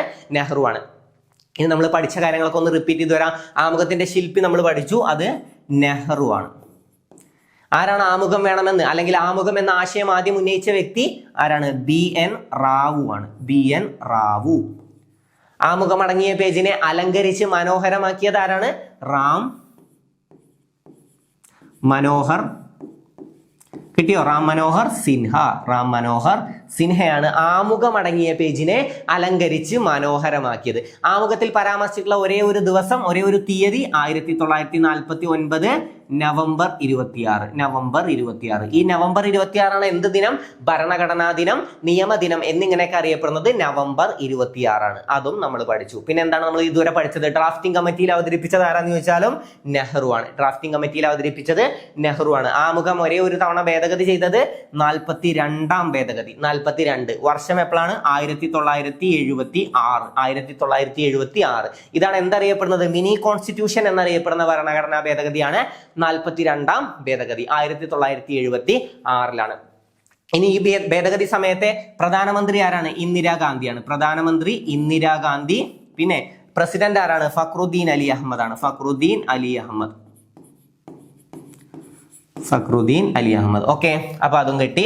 പിന്നെ ഇതിൽ കൂട്ടിച്ചേർത്ത വാക്കുകൾ ഏതൊക്കെയാണ്? മതേതരത്വം, സോഷ്യലിസം, അഖണ്ഡത. ഇതല്ലാത്ത ഒരു വാക്ക് അതിൽ തരും, അതാവും നമ്മുടെ ഉത്തരം. ഓക്കെ, അതായത് ഇതിൽ പെടാത്ത വാക്ക് ഏതെന്നാവും ചോദിക്കുക. മതേതരത്വം, സോഷ്യലിസം, അഖണ്ഡത എന്നീ വാക്കുകളാണ് കൂട്ടിച്ചേർത്തത്. മതേതരത്വം, സോഷ്യലിസം, അഖണ്ഡത. മതേതരത്വം, സോഷ്യലിസം, അഖണ്ഡത എന്നീ വാക്കുകളാണ് കൂട്ടിച്ചേർത്ത വാക്കുകൾ. ഓക്കെ, അപ്പൊ 42ാം ഭേദഗതി വരെ ക്ലിയർ ആയി. 42ാം ഭേദഗതിയാണ്. ഒരേ ഒരു തവണ ഭേദഗതി ചെയ്തത് 42ാം ഭേദഗതിയാണ്. 1976 ഇത്രയും കാര്യങ്ങൾ ക്ലിയർ അല്ലേ? ഓക്കെ, അപ്പൊ വിശേഷണങ്ങൾ എന്തൊക്കെയാണ്? ഇന്ത്യൻ ഭരണഘടനയുടെ ആത്മാവ്, ഇന്ത്യൻ ഭരണഘടനയുടെ രത്നം, അലങ്കാരം, ആഭരണം എന്നിങ്ങനെയും ഇന്ത്യൻ ഭരണഘടനയുടെ തത്വം, സാരാംശം എന്നിങ്ങനെയൊക്കെ അറിയപ്പെടുന്നത് ഏതാണ്? അത് നമ്മുടെ ആമുഖമാണ്. പിന്നെന്താണ്? ഭരണഘടനാ നിർമ്മാതാക്കളുടെ മനസ്സിലേക്കുള്ള താക്കോൽ എന്നറിയപ്പെടുന്നതും നമ്മുടെ ആമുഖമാണ് അല്ലെ? ഭരണഘടനാ നിർമ്മാതാക്കളുടെ മനസ്സിലേക്കുള്ള താക്കോൽ എന്നറിയപ്പെടുന്നതും ആമുഖമാണ്. അത്രയും ക്ലിയർ അല്ലേ? ഓക്കെ, അടുത്ത നോക്കാം. ആമുഖം ആരംഭിക്കുന്നത് നമ്മൾ ഇന്ത്യയിലെ ജനങ്ങൾ അല്ലേ? നമ്മൾ ഇന്ത്യയിലെ ജനങ്ങൾ എന്നാണ്. നമ്മൾ ഇന്ത്യയിലെ ജനങ്ങൾ, നമ്മൾ ഇന്ത്യയിലെ ജനങ്ങൾ എന്നിങ്ങനെയാണ് ആമുഖം ആരംഭിക്കുന്നത്. ആമുഖത്തിൽ ഉൾപ്പെടുത്തിയിരിക്കുന്ന ഏക തീയതി നമ്മളിപ്പോ പഠിച്ചതാണ്. 1949 നവംബർ 26. 1949 നവംബർ 26 ആമുഖത്തിൽ പരാമർശിച്ചിട്ടുള്ള ഒരേ ഒരു തീയതി. ഓക്കെ, ഇന്ത്യൻ ഭരണഘടനയ്ക്ക് അധികാരം നൽകിയിരിക്കുന്നത് ഇന്ത്യയിലെ ജനങ്ങൾ. ഓക്കെ, ഇന്ത്യയിലെ ജനങ്ങൾ, ഇന്ത്യയിലെ ജനങ്ങൾ. ഇന്ത്യൻ ഭരണഘടന പ്രകാരം പരമാധികാരം ഇന്ത്യയിലെ ജനങ്ങളിൽ നിക്ഷിപ്തമാണ്. ഓക്കെ, അപ്പൊ ഇങ്ങനെയാണ് ചോദ്യം വരെ. എന്നിങ്ങനെ പ്രതിപാദിച്ചിരിക്കുന്നത്, എന്നിങ്ങനെ പ്രസ്താവിക്കുന്നത് എവിടെയാണ്? അപ്പൊ ഇങ്ങനെ താഴെ കൊടുക്കും. പൗരത്വം, മൗലിക അവകാശം എവിടെയാണ് പ്രസ്താവിക്കുന്നത് എന്ന് വെച്ചാൽ ആമുഖത്തിലാണ് അല്ലെ? എന്താണ് പ്രസ്താവിക്കുന്നത്? ഇന്ത്യൻ ഭരണഘടനക്ക് അധികാരം നൽകിയിരിക്കുന്നത് ഇന്ത്യയിലെ ജനങ്ങൾ, ഇന്ത്യൻ ഭരണഘടന പ്രകാരം പരമാധികാരം ഇന്ത്യയിലെ ജനങ്ങൾക്കാണ് എന്ന് പ്രതിപാദിച്ചിരിക്കുന്നത് എവിടെയാണെന്ന് ചോദ്യം വന്നാൽ അത് എവിടെയാണ്? ഭരണഘടനയുടെ ആമുഖത്തിലാണ് അല്ലെ? ആമുഖത്തിലാണ് ഇങ്ങനെ പ്രതിപാദിച്ചിട്ടുള്ളത്. നമുക്കൊന്നുകൂടെ റിപ്പീറ്റ് ചെയ്ത് വരാം. ഇനി ആമുഖത്തെ വിശേഷിപ്പിച്ച ആളുകൾ, ഓരോ ആളുകൾ ആമുഖത്തെ ഓരോ കാര്യങ്ങൾ വിശേഷിപ്പിച്ചിട്ടുണ്ട്. എന്തൊക്കെയാ നോക്കാം. ഞങ്ങൾ ഇത്രയും കാലം ചിന്തിച്ചിരുന്നതും സ്വപ്നം കണ്ടിരുന്നതും നമ്മുടെ ഭരണഘടനയുടെ ആമുഖം പ്രകടിപ്പിക്കുന്നു എന്ന് പറഞ്ഞതാരാണ്? അല്ലാടി കൃഷ്ണസ്വാമി അയ്യർ. മൂപ്പര് കാര്യം പറയാണ്. എന്നിട്ട് നമ്മൾ ചോദിക്കൂലേ അല്ലേടി, അതായത് നമ്മൾ ഇത്ര കാലം എന്താണ് ഞങ്ങൾ ഇത്രയും കാലം ചിന്തിച്ചിരുന്നതും സ്വപ്നം കണ്ടിരുന്നതും നമ്മുടെ ഭരണഘടനയുടെ ആമുഖത്തിൽ പ്രകടിപ്പിക്കുന്നു. എന്നിട്ട് ചോദിക്കണം അല്ലേടാ, അല്ലേടി എന്നൊക്കെ ചോദിക്കില്ല. അപ്പൊ അത് വെച്ചിട്ട് അല്ലാടി കണക്ട് ചെയ്താൽ മതി കേട്ടോ. ഓക്കെ, അല്ലാടി കൃഷ്ണസ്വാമി അയ്യർ അങ്ങനെ കണക്ട് ചെയ്താൽ മതി.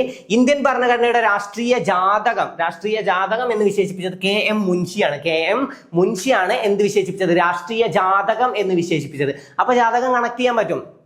പണ്ട് നമ്മുടെ ഏഷ്യാനെറ്റിലൊക്കെ ഒരു പരിപാടി ഉണ്ടായിരുന്നല്ലോ, എന്താണ് മറ്റേ ട്യൂൺ വരുന്നത് ടടടടടടട, അതായത് KM മുൻഷി. ഞാൻ മുമ്പ് ഒരു ക്ലാസ്സിലും പറഞ്ഞിട്ടുണ്ട് ഇത്. ഓക്കെ, ഈ KM മുൻഷി വെച്ച് കണക്ട് ചെയ്താൽ മതി കേട്ടോ. KM മുൻഷി. ഓക്കെ, മുൻഷി എന്ന് പറഞ്ഞൊരു പരിപാടിയാണ് ഏഷ്യാനെറ്റിൽ ഉണ്ടായിരുന്നത്, ഏഷ്യാനെറ്റ് ന്യൂസിൽ ഉണ്ടായിരുന്ന പരിപാടിയാണ് മുൻഷി. അതിലൊരാളെ കണ്ട, അതിൽ ആ കോഴിനെ പിടിച്ചിട്ട് വരുന്ന ആളെ കണ്ട ഒരു ജാതകം നോക്കുന്ന ആളുടെ ഒക്കെ ഒരു ലുക്കില്ലേ, അപ്പൊ അത് വെച്ച് കണക്ട് ചെയ്യുക. രാഷ്ട്രീയ ജാതകം എന്ന് വിശേഷിപ്പിച്ചത് KM മുൻഷിയാണ്. അപ്പൊ കണക്ട് ചെയ്ത് പഠിക്കുക KM മുൻഷി. പിന്നെ ഭരണഘടനയുടെ കീനോട്ട് എന്ന് വിശേഷിപ്പിച്ചത് ഏണസ്റ്റ് ബാർക്കർ ആണ്. ഭരണഘടനയുടെ കീനോട്ട് എന്ന് വിശേഷിപ്പിച്ചത് ഏണസ്റ്റ് ബാർക്കർ. ആരാണ്? ഏണസ്റ്റ് ബാർക്കർ ആണ്. അപ്പൊ നോക്കാം, ഞങ്ങൾ ഇത്രയും കാലം ചിന്തിച്ചിരുന്നതും സ്വപ്നം കണ്ടിരുന്നതും നമ്മുടെ ഭരണഘടനയുടെ ആമുഖം പ്രകടിപ്പിക്കുന്നു എന്ന് പറഞ്ഞത് അല്ലാടി കൃഷ്ണസ്വാമി അയ്യർ. എന്നിട്ട് അവസാനം ചോദിക്കാണ് അല്ലേടി അല്ലെങ്കിൽ അല്ലേടാന്ന് ചോദിക്കൂല, വെച്ചിട്ട് കണക്ട് ചെയ്യുക അല്ലാടി കൃഷ്ണസ്വാമി അയ്യർ. പിന്നെ രാഷ്ട്രീയ ജാതകം, രാഷ്ട്രീയം. ഓക്കെ, ഈ രാഷ്ട്രീയം പറയാനാണ് ആ മുൻഷി പരിപാടി ഉണ്ടായിരുന്നത്, മുൻഷി എന്നുള്ള പരിപാടി അല്ലേ, ഏഷ്യാനെറ്റ് ന്യൂസിൽ ഉണ്ടായിരുന്നത്. അപ്പൊ രാഷ്ട്രീയത്തിനെ കുറിച്ചുള്ള കാര്യങ്ങൾ പറയാനാണ്. അപ്പൊ അത് വെച്ചിട്ട് കണക്ട് ചെയ്യുക രാഷ്ട്രീയ ജാതകം. ജാതകം നോക്കുന്ന ഒരാളുടെ ലുക്കൊക്കെ ഉണ്ടാക്കുക ആ മുൻഷിക്ക്. ഓക്കെ, അപ്പൊ KM മുൻഷി. ഭരണഘടനയുടെ കീനോട്ട്, മുൻഷിക്കല്ല, അതില് ആ കോഴിനെ പിടിച്ചിട്ട് വരുന്ന ആളുടെ ഇത് കണക്ട് ചെയ്താൽ മതി കേട്ടോ. കോഴിനെ പിടിച്ചിട്ട് വരുന്ന ആളെ കണ്ട ജാതകം നോക്കുന്ന ഒരാളെ പോലെയൊക്കെ ഉണ്ട്. പിന്നെ ഭരണഘടനയുടെ കീനോട്ട് എന്ന് വിശേഷിപ്പിച്ചത് ഏണസ്റ്റ് ബാർക്കർ ആണ്. Ernest Barker. ഇത് ഭരണഘടനയുടെ ആത്മാവാണ്, ഇത് ഭരണഘടനയുടെ താക്കോലാണ്, ഇത് ഭരണഘടനയിലെ ഒരു രത്നമാണ്, ഇത് ഭരണഘടനയുടെ മൂല്യം അളക്കാൻ കഴിയുന്ന ശരിയായ അളവുകോലാണ് എന്ന് പറഞ്ഞത് പണ്ഡിറ്റ് താക്കൂർദാസ് ഭാർഗവയാണ്. പണ്ഡിറ്റ് താക്കൂർദാസ് ഭാർഗവ. ഓക്കെ, പണ്ഡിറ്റ് താക്കൂർദാസ് ഭാർഗവയാണ് എന്ത് പറഞ്ഞത്? ഇത് ഭരണഘടനയുടെ ആത്മാവാണ്, ഇത് ഭരണഘടനയുടെ താക്കോലാണ്, ഇത് ഭരണഘടനയിലെ ഒരു രത്നമാണ്, ഭരണഘടനയുടെ മൂല്യം അളക്കാൻ കഴിയുന്ന ശരിയായ അളവുകോലാണ് എന്നൊക്കെ പറഞ്ഞത് പണ്ഡിറ്റ് താക്കൂർദാസ് ഭാർഗവയാണ്. അപ്പൊ നമുക്ക് ഡൗട്ട് വരും, അത് ജസ്റ്റിസ് ഹിദായത്തുള്ള അല്ലേന്ന്. ആത്മാവും താക്കോലും എന്ന് വിശേഷിപ്പിച്ചതാണ് ജസ്റ്റിസ് ഹിദായത്തുള്ള. അത് കണക്ട് ചെയ്ത് വെക്കുക. ഇവിടെ ഇത് പഠിച്ചോ, ആത്മാവാണ്, പിന്നെ ഭരണഘടനയുടെ താക്കോലാണ്, ഭരണഘടനയിലെ ഒരു രത്നമാണ് എന്നിങ്ങനെയൊക്കെ പറഞ്ഞത് താക്കൂർദാസ് ഭാർഗവ. താക്കോൽ കണക്ട് ചെയ്യാം കേട്ടോ. പിന്നെ ഭരണഘടനയുടെ തിരിച്ചറിയൽ കാർഡ് ആരാണ്? NA പൽക്കിവാലയാണ് തിരിച്ചറിയൽ കാർഡ് എന്ന് വിശേഷിപ്പിച്ചത്. എന്തിനാണ് തിരിച്ചറിയൽ കാർഡ്? നമുക്ക് എന്തിനാണ് തിരിച്ചറിയൽ കാർഡ്? അതായത് എനിക്ക് എന്റെ തിരിച്ചറിയൽ കാർഡ്, എന്റെ ഐഡന്റിറ്റി കാർഡ് എനിക്ക് എന്തിനാണ്? എന്നെ തിരിച്ചറിയാനാണ് അല്ലെ, എന്നെ തിരിച്ചറിയാൻ. NA പൽക്കിവാല. ഓക്കെ, തിരിച്ചറിയൽ കാർഡ് എന്നത് എന്നെ തിരിച്ചറിയാൻ. ഓക്കെ, എന്നെ തിരിച്ചറിയാനാണ് തിരിച്ചറിയൽ കാർഡ്. അപ്പൊ NA പൽക്കിവാല കണക്ട് ചെയ്യാലോ. NA പൽക്കിവാലയാണ് ഭരണഘടനയുടെ തിരിച്ചറിയൽ കാർഡ് എന്ന് ആമുഖത്തെ വിശേഷിപ്പിച്ചത്. ആരാണ്? NA പൽക്കിവാല. അപ്പൊ അത്രയും ക്ലിയർ ആണ്. അടുത്തത് നോക്കാം. ഇത്രയാണ് നമുക്ക് ആമുഖവുമായി ബന്ധപ്പെട്ട് പഠിക്കാനുള്ളത്. പഠിച്ചതൊക്കെ ഒന്ന് റിപ്പീറ്റ് ചെയ്ത് വരാം, എന്നിട്ട് നമുക്ക് അടുത്തതിലേക്ക് പോവാം. ആദ്യം നമ്മൾ എന്ത് പറഞ്ഞു? 1946 ഡിസംബർ 13 ആര് എന്ത് അവതരിപ്പിക്കുകയാണ്? ജവഹർലാൽ നെഹ്റു ലക്ഷ്യപ്രമേയം അവതരിപ്പിക്കുകയാണ് ഡിസംബർ 13. പിറ്റേ വർഷം, അടുത്ത വർഷം 1947 ജനുവരി 22. അടുത്ത വർഷം അത് എന്ത് ചെയ്യാണ്?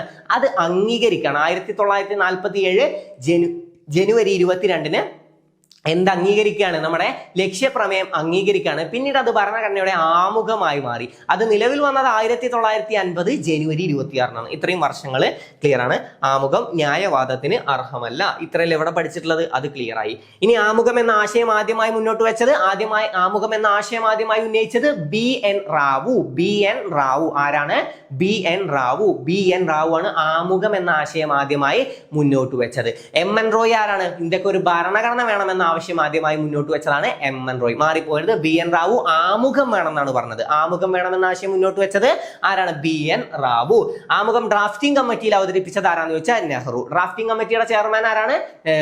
BR Ambedkar, doctor Bhimrao Ambedkar. ആമുഖം അടങ്ങിയ പേജിനെ അലങ്കരിച്ച് ആരാണ്? അലങ്കരിച്ച് മനോഹരമാക്കിയത്. ഉത്തരം നിങ്ങൾക്ക് കിട്ടും. ആമുഖം അടങ്ങിയ പേജിനെ അലങ്കരിച്ച് മനോഹരമാക്കിയത്. ആലോചിച്ച് നോക്ക്, കിട്ടും. നിങ്ങൾക്ക് ഉത്തരം കാണുന്നില്ല, പക്ഷെ മനസ്സിൽ വന്നില്ലേ? ആരാണ്? റാം മനോഹർ സിൻഹ. അലങ്കരിച്ച് മനോഹരമാക്കിയത് റാം മനോഹർ സിൻഹ.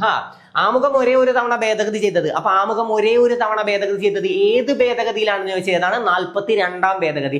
42ാം ഭേദഗതി ഏത് വർഷമാണെന്ന് ചോദിച്ചാൽ നിങ്ങൾക്ക് കിട്ടും 4 + 2 6 1976. 44ാം ഭേദഗതി ഏത് വർഷമാണെന്ന് ചോദിച്ചാലും കിട്ടും 4 + 4 8 1978. ഓക്കെ, കൂട്ടിച്ചേർത്ത വാക്കുകളാണ് മതേതരത്വം, സോഷ്യലിസം, അഖണ്ഡത. ഓക്കെ, എന്നീ 3 വാക്കുകളാണ് കൂട്ടിച്ചേർത്തത്. ആ സമയത്തെ പ്രധാനമന്ത്രി ആരാണ്? ഇന്ദിരാഗാന്ധിയാണ്. പ്രസിഡന്റ് ആരാണ്? ഫക്രുദ്ദീൻ അലി അഹമ്മദ് ആണ്. ഇനി നിലവിൽ വന്നത് എപ്പോഴാണ്? 1977 ജനുവരി 3-നാണ് എന്ത് ഭേദഗതി നിലവിൽ വന്നത്. അത്രയും ക്ലിയർ ആണ്. ഓക്കെ, ഇന്ത്യൻ ഭരണഘടനയുടെ ആത്മാവ് എന്നിങ്ങനെയൊക്കെ അറിയപ്പെടുന്ന ഏതാന്ന് ചോദിച്ചാൽ അത് ആമുഖമാണ്. ആത്മാവ്, ഇന്ത്യൻ ഭരണഘടനയുടെ രത്നം, അലങ്കാരം, ആഭരണം എന്നും തത്വം, സാരാംശം എന്നിങ്ങനെയും ഒക്കെയും ഭരണഘടനാ നിർമ്മാതാക്കളുടെ മനസ്സിലേക്കുള്ള താക്കോൽ എന്നും ഒക്കെ അറിയപ്പെടുന്നത് നമ്മുടെ ഭരണഘടനയുടെ ആമുഖമാണ്. പിന്നെ ആമുഖം ആരംഭിക്കുന്നത് നമ്മൾ ഇന്ത്യയിലെ ജനങ്ങൾ എന്നാണ് അല്ലേ. നാം ഇന്ത്യയിലെ ജനങ്ങൾ അങ്ങനെയും തരും അല്ലെ. നാം ഭാരതത്തിലെ ജനങ്ങൾ എന്നും ചിലപ്പോൾ തരും. അപ്പൊ തരുമ്പോൾ നോക്കി വായിക്കുക. അതായത് നമുക്ക് ഏകദേശം അതിൽ എന്താണ് പ്രതിപാദിച്ചിട്ടുള്ളതെന്ന് മനസ്സിലാവും. അതായത് നമ്മൾ ഇന്ത്യയിലെ ജനങ്ങൾ അല്ലെങ്കിൽ നാം ഭാരതത്തിലെ ജനങ്ങൾ എന്നാണ് അവിടെ ആൻസറിൽ അത് മാത്രമാണ് ഉള്ളതെങ്കിൽ അതാണ് ഉത്തരം. ഓക്കെ, നമ്മൾ ഇന്ത്യയിലെ ജനങ്ങൾ. ആമുഖത്തിൽ ഉൾപ്പെടുത്തിയിരിക്കുന്ന ഏക തീയതിയാണ് 1949 നവംബർ 26. എന്താണ്? ഭരണഘടന അംഗീകരിച്ച ദിവസമാണ് നവംബർ 26. ഇന്ത്യൻ ഭരണഘടനയ്ക്ക് അധികാരം നൽകിയിരിക്കുന്നത് ഇന്ത്യയിലെ ജനങ്ങൾ. ഇന്ത്യൻ ഭരണഘടന പ്രകാരം പരമാധികാരം ഇന്ത്യയിലെ ജനങ്ങളിൽ നിക്ഷിപ്തമാണ്. ഓക്കെ, അത്രയും അറിഞ്ഞു വെക്കുക. ആമുഖത്തെ വിശേഷിപ്പിച്ചവർ കിട്ടുമല്ലോ. നമ്മൾ ഇത്രയും കാലം ചിന്തിച്ചിരുന്നതും സ്വപ്നം കണ്ടിരുന്നതും നമ്മുടെ ഭരണഘടനയുടെ ആമുഖം പ്രകടിപ്പിക്കുന്നു അല്ലേ. അല്ലേടി അല്ലേ എന്ന് നമ്മൾ ചോദിക്കും, അല്ലെങ്കിൽ അല്ലേടാ. അപ്പോൾ അല്ലാടി കൃഷ്ണസ്വാമി അയ്യർ. ഇന്ത്യൻ ഭരണഘടനയുടെ രാഷ്ട്രീയ ജാതകം എന്ന് പറയുമ്പോൾ എന്തോ ഓർമ്മ വരണം? ആ പരിപാടി ഓർമ്മ വരണം. മുൻഷി, മറ്റേ ട്യൂണ് ടടടടൻ ടടടടൻ അത് വെച്ചിട്ട് കണക്ട് ചെയ്യുക. കെ എം മുൻഷി വെച്ച് കണക്ട് ചെയ്യുക. ഭരണഘടനയുടെ keynote Ernest Barker. Okay, keynote Ernest Barker. ഭരണഘടനയുടെ കീനോട്ട് എന്ന് വിശേഷിപ്പിച്ചത് ഏണസ്റ്റ് ബാർക്കർ ആണ്. ഇത് ഭരണഘടനയുടെ ആത്മാവാണ്. ഇത് ഭരണഘടനയുടെ താക്കോലാണ്. അപ്പൊ ആരാണ് താക്കോലാണെന്ന് കണ്ട? താക്കൂർദാസ് ഭാർഗവ. താക്കോൽ പണ്ഡിറ്റ് താക്കൂർദാസ് ഭാർഗവ. ഓക്കെ, ഭരണഘടനയുടെ തിരിച്ചറിയൽ കാർഡ് എന്തിനാണ്? എന്നെ തിരിച്ചറിയാനാണ്. എന്നെ പൽക്കിവാല. അപ്പൊ ആമുഖം ക്ലിയർ ആണ്. ഓക്കെ, ഇനി ഞാനൊന്ന് വെള്ളം കുടിക്കട്ടെ. ഓക്കെ, അപ്പൊ നമുക്ക് അടുത്തത് അന്താരാഷ്ട്ര വർഷങ്ങൾ നോക്കാം. അന്താരാഷ്ട്ര വർഷങ്ങൾ പ്രധാനപ്പെട്ട കുറച്ചാണ് മാത്രമാണ് നമ്മൾ ഉൾപ്പെടുത്തിയിട്ടുള്ളത്. ഇത് നേരെ പഠിച്ചിട്ട് പോവുക. ഓക്കെ, 2004 എന്താണ്? 2004 നെല്ല്. ഇത് നോക്ക്. 4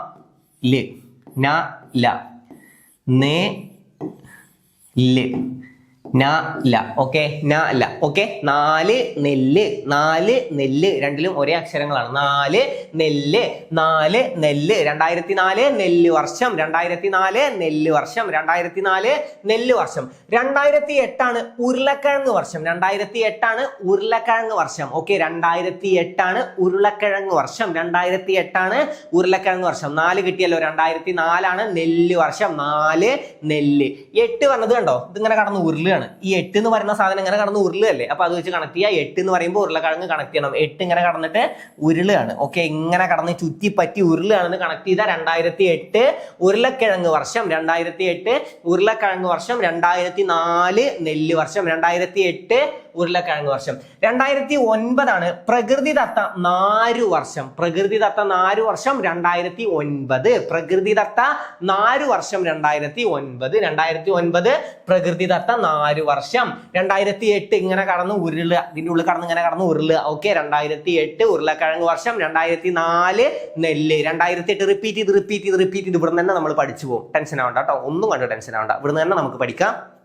അപ്പോൾ 2004 നെല്ല്.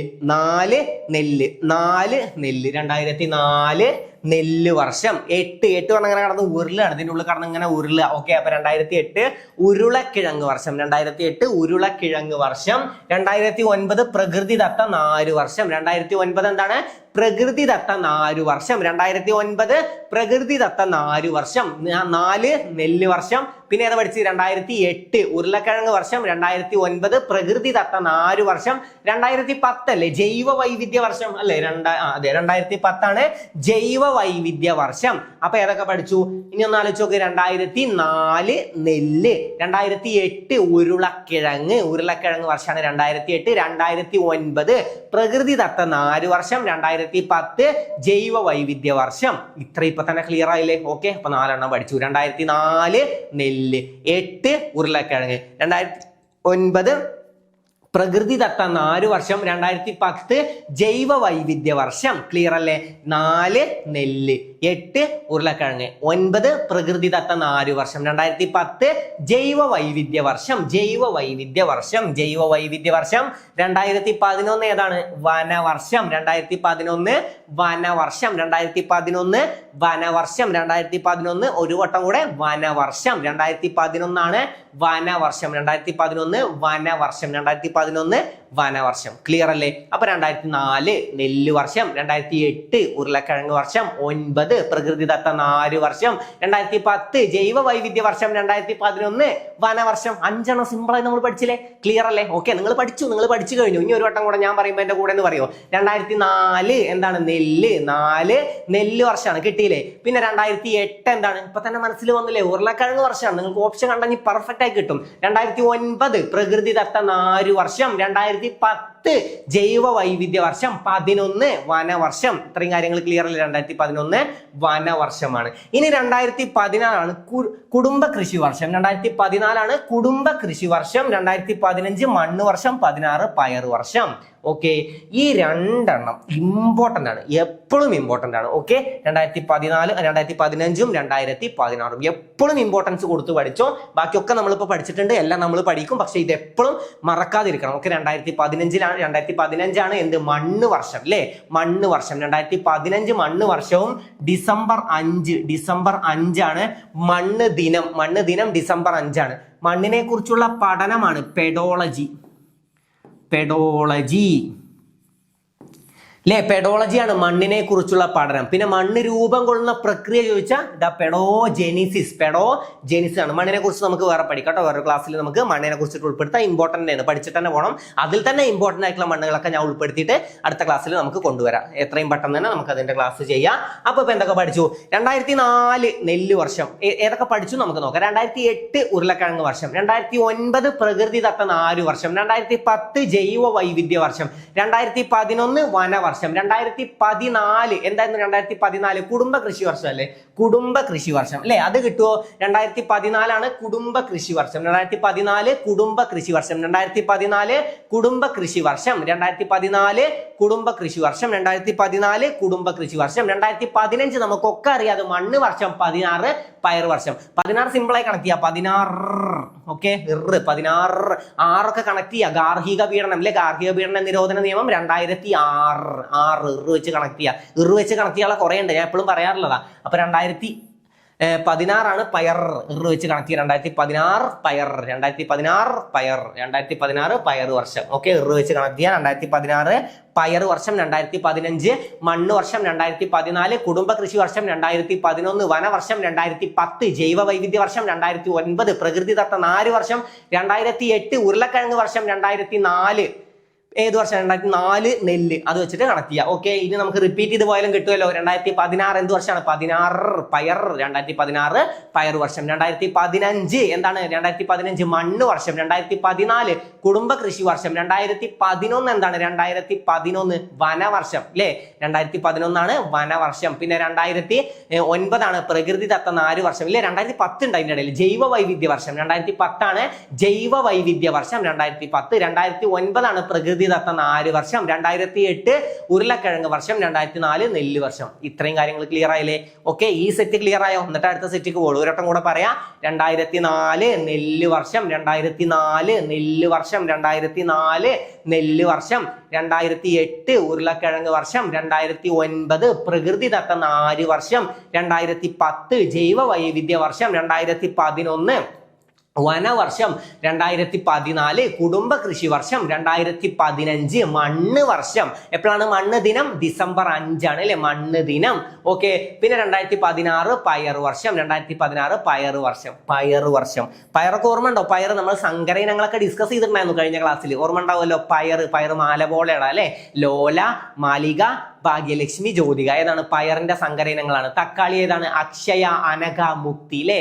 ഓക്കെ, അക്ഷയയിലെ ചേച്ചിക്ക് തക്കാളി കിട്ടാതെ അല്ലെ, അക്ഷയയിലെ അനഘ ചേച്ചിക്ക് തക്കാളി കിട്ടാതെ മുക്തി ഇല്ല എന്നൊക്കെ ആലോചിക്കാൻ പറഞ്ഞിട്ടുണ്ടായിരുന്നു. പിന്നെ വെണ്ടട എന്താണ്? കിരൺ, അർക്ക, അനാമിക, സൽകീർത്തി. നമ്മൾ കോഴിനെ അറക്കാൻ പോകുമ്പോൾ കോഴി എന്ത് പറയാ?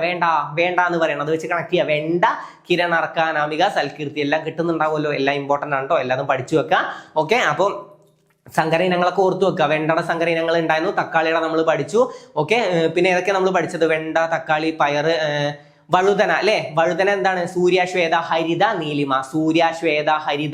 നീലിമ. അതേതാണ്? വഴുതന. പിന്നെ എപ്പോഴും നമുക്ക് കിട്ടുന്നതാണ് പച്ചമുളക്. സിമ്പിൾ ആയിട്ട് കിട്ടും അല്ലെ. പച്ചമുളക് കഴിച്ചാൽ ഉജ്ജ്വലം. പിന്നെ എന്താണ്? ജ്വാലമുഖി. പിന്നെ എന്താണ്? ഐസ് കട്ട അല്ലെങ്കിൽ പഞ്ചസാര എന്തെങ്കിലും എടുത്ത് വായിലിട്ടാൽ നമുക്ക് എന്ത് കിട്ടും? അനുഗ്രഹം. അപ്പൊ ഉജ്ജ്വല, ജ്വാലമുഖി, അനുഗ്രഹം. അത്രയാണ് ഇതിന്റെ പച്ചമുളകിന്റെ. ഓരോന്നും ഓർത്തു വെക്കട്ടെ. ഓരോന്നും ഇമ്പോർട്ടന്റ് ആണ്. അപ്പൊ എന്തൊക്കെ പഠിച്ചു? ഒരു വട്ടം കൂടെ ഒന്ന് റിപ്പീറ്റ് ചെയ്യട്ടെ. ലാസ്റ്റ് ടൈം ഇനി റിപ്പീറ്റ് ചെയ്യില്ല കേട്ടോ. നിങ്ങൾക്ക് വേണ്ടിയിട്ട് ഒരു വട്ടം കൂടെ ഞാൻ റിപ്പീറ്റ് ചെയ്യാം. 2004 നെല്ല് വർഷം, 8 ഉരുളക്കിഴങ്ങ് വർഷം, 9 പ്രകൃതിദത്ത 4 വർഷം, 10 ഏതാണ്? ജൈവ വൈവിധ്യ വർഷം, 11 വനവർഷം, 14 കുടുംബ കൃഷി വർഷം, 15 മണ്ണ് വർഷം, 16 പയർ വർഷം. ഓക്കെ, ഇനി ബാക്കിൽ നിന്ന് ഫ്രണ്ടിലോട്ട് പോവുക. വർഷങ്ങൾ ക്ലിയർ ആയി നോക്കണ്ടേ? 2016 പയർ വർഷം, 2015 മണ്ണ് വർഷം, 2011 വനവർഷം, 2010 ജൈവ വൈവിധ്യ വർഷം, 2009 പ്രകൃതിദത്ത 4 വർഷം, 2008 ഉരുളക്കിഴങ്ങ് വർഷം, 2004 നെല്ല് വർഷം. ഓക്കെ, ക്ലിയർ അല്ലേ? അപ്പോൾ പെർഫെക്റ്റ് ആയി. ഈ സെറ്റ് ക്ലിയർ ആയി. ഇനി ലാസ്റ്റ് സെറ്റ് ഇത് കൂടെ നോക്കിയാൽ നമുക്ക് വർഷങ്ങളും ഏകദേശം ഇമ്പോർട്ടന്റ് ആയതൊക്കെ നമ്മൾ പഠിച്ചിട്ട് പോയി. ഓക്കെ, 2020 സസ്യാരോഗ്യ വർഷം. 2020 സസ്യാരോഗ്യ വർഷം. ഓക്കെ, 2020 സസ്യാരോഗ്യ വർഷം. 2020 സസ്യാരോഗ്യ വർഷം. 2020 സസ്യാരോഗ്യ വർഷം. 2021 പഴം, പച്ചക്കറി അല്ലെ. പഴങ്ങളുടെയും പച്ചക്കറികളുടെയും വർഷമാണ് അല്ലെ. പഴം, പച്ചക്കറി വർഷം അങ്ങനെ പഠിച്ചാൽ മതി. പഴം, പച്ചക്കറി വർഷമാണ് 2021. ആദ്യത്തെ സസ്യാരോഗ്യ വർഷം, അതായത് 2020 സസ്യാരോഗ്യം. 21 എന്താണ്? പഴം, പച്ചക്കറി വർഷം. പിന്നെ 22 എന്താണ്? കരകൗശല, മത്സ്യബന്ധനം, മത്സ്യകൃഷി വർഷമാണ് 2022. ഓക്കെ, 23 മോസ്റ്റ് ഇമ്പോർട്ടന്റ് ആണ് കേട്ടോ. 23 ഇമ്പോർട്ടന്റ് ആണ്. എന്താണ് 23? എന്താണ്? മില്ലറ്റ് വർഷം അല്ലെ, അല്ലെങ്കിൽ ചെറുധാന്യ വർഷം. എവിടെ 23? ചെറുധാന്യ വർഷം അല്ലെങ്കിൽ മില്ലറ്റ് വർഷം. ഓക്കെ, മില്ലറ്റ് വർഷം അല്ലെ. ആരാണ് മില്ലറ്റ് മാൻ ഓഫ് ഇന്ത്യ എന്നറിയപ്പെടുന്നത്? നമ്മുടെ NUSERT നമുക്ക് പഠിക്കാനുള്ളതാണ് അല്ലെ. എന്താണ് നമ്മുടെ NUSERT millet man of India ആരാണ് കൊടുത്തിട്ടുണ്ട്? മില്ലറ്റ് മാൻ ഓഫ് ഇന്ത്യ ആരാണ്? ഖാദർ വാലി. ഓക്കെ, ഖാദർ വാലിയാണ് മില്ലറ്റ് മാൻ. ഈ വർഷവും അവിടെ കൊടുത്തിട്ടുണ്ട്. NUSERT കൊടുത്തിട്ടുണ്ട്. ഖാദർ വാലിയാണ് മില്ലറ്റ് മാൻ. മില്ലറ്റ് വുമൺ ആരാണ്? ലഹരി ബായി ആണ് അല്ലെ. ലഹരി ബായി ആണ് മില്ലറ്റ് വുമൺ. ലഹരി ബായി ആണ്. രണ്ടുപേരും പഠിച്ചു വെച്ചോ. മില്ലറ്റ് മാൻ ആരാണ്? ഖാദർ വാലി. ലഹരി ബായി ആണ് മില്ലറ്റ് വുമൺ ആരാണ്? ലഹരി ബായി. അപ്പൊ മില്ലറ്റ് വർഷം 2023. 2020 എന്താണ്? സസ്യാരോഗ്യ വർഷം. 2021 പഴം, പച്ചക്കറി. 2022 മത്സ്യബന്ധനം അല്ലെങ്കിൽ മത്സ്യകൃഷി. 2023 മില്ലറ്റ് വർഷം. 2024 ഒട്ടക വർഷം അല്ലെ. 2024 ഒട്ടക വർഷം. 2025 സഹകരണ വർഷം. 26 വനിതാ കർഷക വർഷം അല്ലെ. ഓക്കെ, വനിതാ കർഷക വർഷം. അപ്പൊ 2020 സസ്യാരോഗ്യ വർഷം. 2021 പഴം, പച്ചക്കറി. 2022 മത്സ്യകൃഷിയിലെ മത്സ്യബന്ധന, മത്സ്യകൃഷി അറിഞ്ഞു വെക്കുക. കരകൗശല, മത്സ്യബന്ധന, മത്സ്യകൃഷി വർഷമാണ് 2022. 23 മില്ലറ്റ് വർഷം. 24 ഒട്ടക വർഷം അല്ലെ. 24 ഒട്ടക വർഷം. 25 എന്താണ്? സഹകരണ വർഷമാണ്. 25 വനിതാ കർഷക വർഷം. 26 20 വെച്ചിട്ടുള്ളത് കിട്ടിയോ? അപ്പൊ 20 എന്താണ്? സസ്യാരോഗ്യ വർഷം. 21 എന്താണ്? പഴം, പച്ചക്കറി വർഷം. 22 എന്താണ്? മത്സ്യബന്ധനം അല്ലെങ്കിൽ മത്സ്യകൃഷി.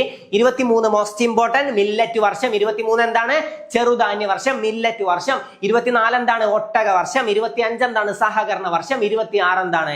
വനിതാ കർഷക വർഷം. 26 വനിതാ കർഷക വർഷം. അപ്പൊ 2020 സസ്യാരോഗ്യ വർഷം. 2021 പഴം, പച്ചക്കറി വർഷം. 22 കരകൗശല, മത്സ്യബന്ധന, മത്സ്യകൃഷി വർഷം. 2023 മില്ലറ്റ് വർഷം. ഇമ്പോർട്ടന്റ് ആണ്. NUSERT പോയിന്റ് ആണ്, പഠിച്ചു വെച്ചോ. ഓക്കെ, NUSERT കൊടുത്തിട്ടുണ്ട്. 2023 ആരാണ് മില്ലറ്റ് മാൻ എന്നറിയപ്പെടുന്നത്? ഖാദർ വാലി.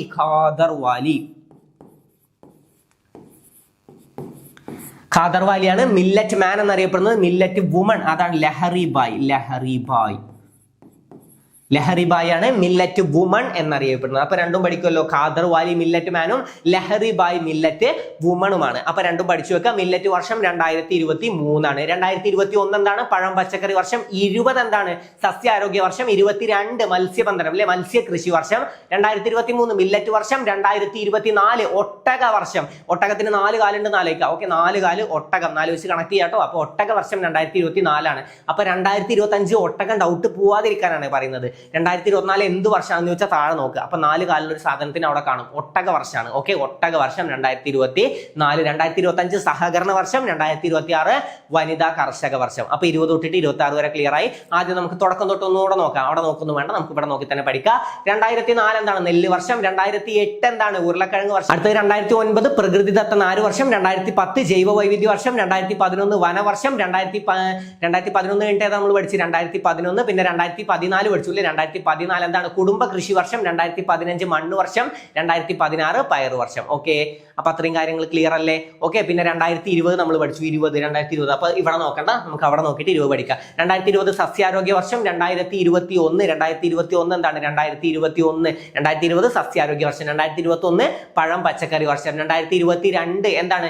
മത്സ്യബന്ധനം അല്ലെ, മത്സ്യകൃഷി. 2023 മില്ലറ്റ് വർഷം. 2024 4 കാലുള്ള ഒട്ടകം. 2025 സഹകരണ വർഷം. 2026 വനിതാ കർഷക വർഷം. ഓക്കെ, ഇതിൽ ഏതെങ്കിലും ഡൗട്ട് ഉണ്ടോ എന്ന് നോക്ക്. പ്രകൃതിദത്ത നാര് വർഷം 2009 ആണ്. 2010 ജൈവ വൈവിധ്യ വർഷമാണ്. 2011 വനവർഷം. 2011 വനവർഷം. 2014 കുടുംബ കൃഷി വർഷം. 2015 മണ്ണ് വർഷം. 2016 പയർ വർഷം അല്ലെ. 15 മണ്ണ് വർഷം നമുക്കറിയാം, 16 പയർ വർഷവും നമുക്കറിയാം. ഓക്കെ, അപ്പൊ 2004 നെല്ല് വർഷം. 2008 ഉരുളക്കിഴങ്ങ് വർഷം. 2009 പ്രകൃതിദത്ത നാര് വർഷം. 2010 ജൈവ വൈവിധ്യ വർഷം. പിന്നെ 2011 വനവർഷം. 14 കുടുംബ കൃഷി വർഷം. ഏതെങ്കിലും മിസ്സായിട്ടുണ്ടോ? ഒരു വട്ടം കൂടെ റിപ്പീറ്റ് ചെയ്താലോ? ഒന്നും കൂടെ നോക്കാം. അതായത് തുടക്കം തൊട്ട് ഒന്നും കൂടെ ഫുള്ള് നോക്കിയിട്ട് പോകട്ടോ. 2004 നെല്ല് വർഷം. 2008 ഉരുളക്കിഴങ്ങ് വർഷം. പിന്നെ 2008 കഴിഞ്ഞ് 2009 പ്രകൃതിദത്ത നാര് വർഷം. 2010 ജൈവ വൈവിധ്യ വർഷം. 2011 വനവർഷം. 2014 കുടുംബ കൃഷി വർഷം. 2015 മണ്ണ് വർഷം. മണ്ണ് ദിനം December 5. മണ്ണിനെ കുറിച്ചുള്ള പഠനം പെഡോളജി, അറിഞ്ഞു വെക്കാട്ടോ. മണ്ണ് രൂപം കൊള്ളുന്ന പ്രക്രിയ പെഡോജെനിസിസ്. ഇന്ത്യയിൽ ഏറ്റവും കൂടുതൽ കാണപ്പെടുന്നത് എക്കൽ മണ്ണ്. കേരളത്തിൽ ഏറ്റവും കൂടുതൽ ലാറ്ററൈറ്റ് മണ്ണ്. നമുക്ക് പഠിക്കാം, മണ്ണിനെ കുറിച്ച് നമുക്ക് വേറെ പഠിക്കാം. അപ്പൊ 2015 മണ്ണ് വർഷം. 2016 പയർ വർഷം. 2020 സസ്യാരോഗ്യ വർഷം. 2021 സസ്യാരോഗ്യ വർഷം. 2021 പഴം പച്ചക്കറി വർഷം. 2022 മത്സ്യകൃഷി വർഷം. 2023 മില്ലറ്റ് വർഷം. 2024 ഒട്ടക വർഷം. 2025 എന്താണ്? 2024 ഒട്ടക വർഷം. 2025 സഹകരണ വർഷം. 2026 വനിതാ കർഷക വർഷം. ഇത്രയും വർഷങ്ങൾ ക്ലിയർ ആയോ? അപ്പൊ വർഷങ്ങളുമായി ബന്ധപ്പെട്ട എല്ലാം നമ്മൾ പഠിച്ചു. ഓക്കെ, അപ്പൊ വർഷങ്ങളെല്ലാം ക്ലിയർ ആയോ? വനിതാ കർഷക വർഷം വരെയാണ് നമുക്ക് പഠിക്കാനുള്ളത്. അപ്പൊ വർഷങ്ങളും അന്താരാഷ്ട്ര വർഷങ്ങളും നമുക്ക് ക്ലിയർ ആയി. ഇമ്പോർട്ടന്റ് ആയിട്ടുള്ള വർഷങ്ങളൊക്കെ നമ്മൾ ഈ ക്ലാസ്സിൽ ഡിസ്കസ് ചെയ്തു. 2023 പഠിച്ചു വെക്കണം. എന്താണ്? മില്ലറ്റ് വർഷമാണ്. 2023 മില്ലറ്റ് വർഷം അല്ലെങ്കിൽ ചെറുധാന്യ വർഷം അല്ലെ. മില്ലറ്റ് വർഷമാണ് 2023. 2024 എന്താണ്? ഒട്ടക വർഷം. 2025 എന്താണ്? സഹകരണ വർഷമാണ് അല്ലെ. സഹകരണ വർഷമാണ് 2025. ഏതെങ്കിലും മാറിപ്പോയിട്ടുണ്ടോ? പഴം പച്ചക്കറി വർഷം 2021 ആണ്. 2021 2022 ഏതാണ്? മത്സ്യകൃഷിയാണ്. ഏതെങ്കിലും മാറി പറഞ്ഞിട്ടുണ്ടോ എന്നറിയില്ല. എല്ലാം കറക്റ്റ് ആയിട്ടല്ലേ പറഞ്ഞിട്ടുള്ളത്. ഏതെങ്കിലും മാറിപ്പോയെങ്കിൽ ഒന്നും കൂടെ പറഞ്ഞുതരാം. 2004 നെല്ല് വർഷമാണ്. 2008 ഉരുളക്കിഴങ്ങ് വർഷമാണ്. 2009 പ്രകൃതിദത്ത നാര് വർഷം. 2010 ജൈവ വൈവിധ്യ വർഷം. 2011 വനവർഷം. പിന്നെ ഏതാണ്? 2014 കുടുംബ കൃഷി വർഷം. പിന്നെ 2015 മണ്ണ് വർഷം. 2016 പയർ വർഷം. അത്രയും ആ സെറ്റ് ക്ലിയർ ആണ്. പിന്നെ 2020 എന്താണ്? 2020 സസ്യാരോഗ്യ വർഷം. 21 പഴം പച്ചക്കറി. 22 മത്സ്യകൃഷി. പിന്നെ 23 മില്ലറ്റ് വർഷം, ഇമ്പോർട്ടന്റ് ആണ്. 24 എന്താണ്? 4 കാലുള്ള ഒട്ടക വർഷം. പിന്നെ 5 എന്താണ്? 2025 സഹകരണ വർഷം. 2026 വനിതാ കർഷക വർഷം. ഇത്രയും വർഷങ്ങൾ ക്ലിയർ ആയി. ഓക്കെ, അപ്പൊ വർഷങ്ങളും പഠിച്ചു, ആമുഖമായി ബന്ധപ്പെട്ടവും പഠിച്ചു. ഇമ്പോർട്ടന്റ് ആയിട്ടുള്ള ഒരുപാട് കാര്യങ്ങൾ ഇന്ന് ഡിസ്കസ് ചെയ്തു. അതുമായി ബന്ധപ്പെട്ട് വേറെയും പറഞ്ഞു. അതായത് മില്ലറ്റ് മാൻ എന്നറിയപ്പെടുന്നത് ഖാദർ വാലിയാണ്. മില്ലറ്റ് വുമൺ ആരാണ്? ലഹറിബായി ആണ് അല്ലെ. മില്ലറ്റ് വർഷം 2023 ആണ് നമ്മൾ പഠിച്ചു. മണ്ണിനെ കുറിച്ചുള്ള പഠനം പെഡോളജിയാണ്. മണ്ണ് രൂപം കൊള്ളുന്ന പ്രക്രിയ പെഡോജെനിസിസ് ആണ്. ഇന്ത്യയിൽ ഏറ്റവും കൂടുതൽ കാണപ്പെടുന്നത് ഏതാണ്? എക്കൽ മണ്ണാണ്. കേരളത്തിൽ ഏറ്റവും കൂടുതൽ ലാറ്ററൈറ്റ് മണ്ണാണ്. ഓക്കെ, മണ്ണ് രൂപം കൊള്ളുന്ന പ്രക്രിയ അറിഞ്ഞു വെക്കണം. മണ്ണിനെ കുറിച്ചുള്ള പഠനവും എപ്പോഴും ചോദ്യം വരാറുണ്ട്. പെഡോളജി അല്ലേ. പെഡോളജിയാണ് മണ്ണിനെ കുറിച്ചുള്ള പഠനം. അപ്പോൾ ഇന്ന് പഠിപ്പിച്ച ഇത്രയും കാര്യങ്ങൾ ക്ലിയർ ആയോ? റിവിഷനൊക്കെ ഏകദേശം ഇവിടെ നിന്ന് തന്നെ പോയില്ലേ? ഓക്കെ, ഏകദേശം ഒക്കെ ഒന്ന് റിവിഷൻ ചെയ്തു. എന്തെങ്കിലും റിവിഷൻ ചെയ്യാൻ വിട്ടുപോയിട്ടുണ്ടോ? ഏതെങ്കിലും റിവിഷൻ ചെയ്യാൻ ഞാൻ വിട്ടുപോയിട്ടുണ്ടെങ്കിൽ നിങ്ങൾ റിവിഷൻ ചെയ്യുക. ഞാൻ അറിയാതെ വിട്ടുപോയതാവും. അപ്പോൾ എന്നെ കൊണ്ട് പറ്റുന്നതൊക്കെ ഞാൻ റിവിഷൻ ചെയ്തിട്ടുണ്ട്. അടുത്ത ക്ലാസ്സിലും ഇനി ഇതിൻ്റെയൊക്കെ റിവിഷൻ കൊണ്ടുവരാം. അപ്പോൾ ഏതെങ്കിലും ഞാൻ റിവിഷൻ ചെയ്യാൻ വിട്ടുപോയിട്ടുണ്ടെങ്കിൽ നിങ്ങൾക്ക് ഏതെങ്കിലും റിവിഷൻ കിട്ടണം എന്നുള്ളത് ആവശ്യമാണെങ്കിൽ നിങ്ങൾ നല്ല രീതിയിൽ തന്നെ റിവിഷൻ ചെയ്യുക. അപ്പോൾ റിവിഷൻ മിസ്സാക്കരുത്, എപ്പോഴും റിവിഷൻ മിസ്സാക്കരുത്. അപ്പോൾ ക്ലാസ് നിങ്ങൾക്ക് നല്ല രീതിയിൽ ഉപകരിച്ചിട്ടുണ്ടാവും, ക്ലാസ്സിൽ നിന്ന് തന്നെ പഠിക്കാൻ കഴിഞ്ഞിട്ടുണ്ടാവും എന്ന് ഞാൻ വിശ്വസിക്കുന്നു. ഓരോ പോയിന്റ്സും നമുക്ക് ഇവിടെ നിന്ന് തന്നെ പഠിക്കാൻ പറ്റിയിട്ടുണ്ടാവും. ഇവിടെ നിന്ന് തന്നെ പഠിക്കണം. അതിനാണ് ഞാൻ പിന്നെയും റിപ്പീറ്റ് ചെയ്ത് ഇവിടുന്ന് ശ്രമിച്ചുകൊണ്ടിരിക്കുന്നത്. നിങ്ങൾക്ക് പിന്നെ ഇതിനൊരു സമയം കൊടുക്കേണ്ടി വരരുത്. ഓക്കെ, അതിനാണ് ഞാൻ ട്രൈ ചെയ്യുന്നത്.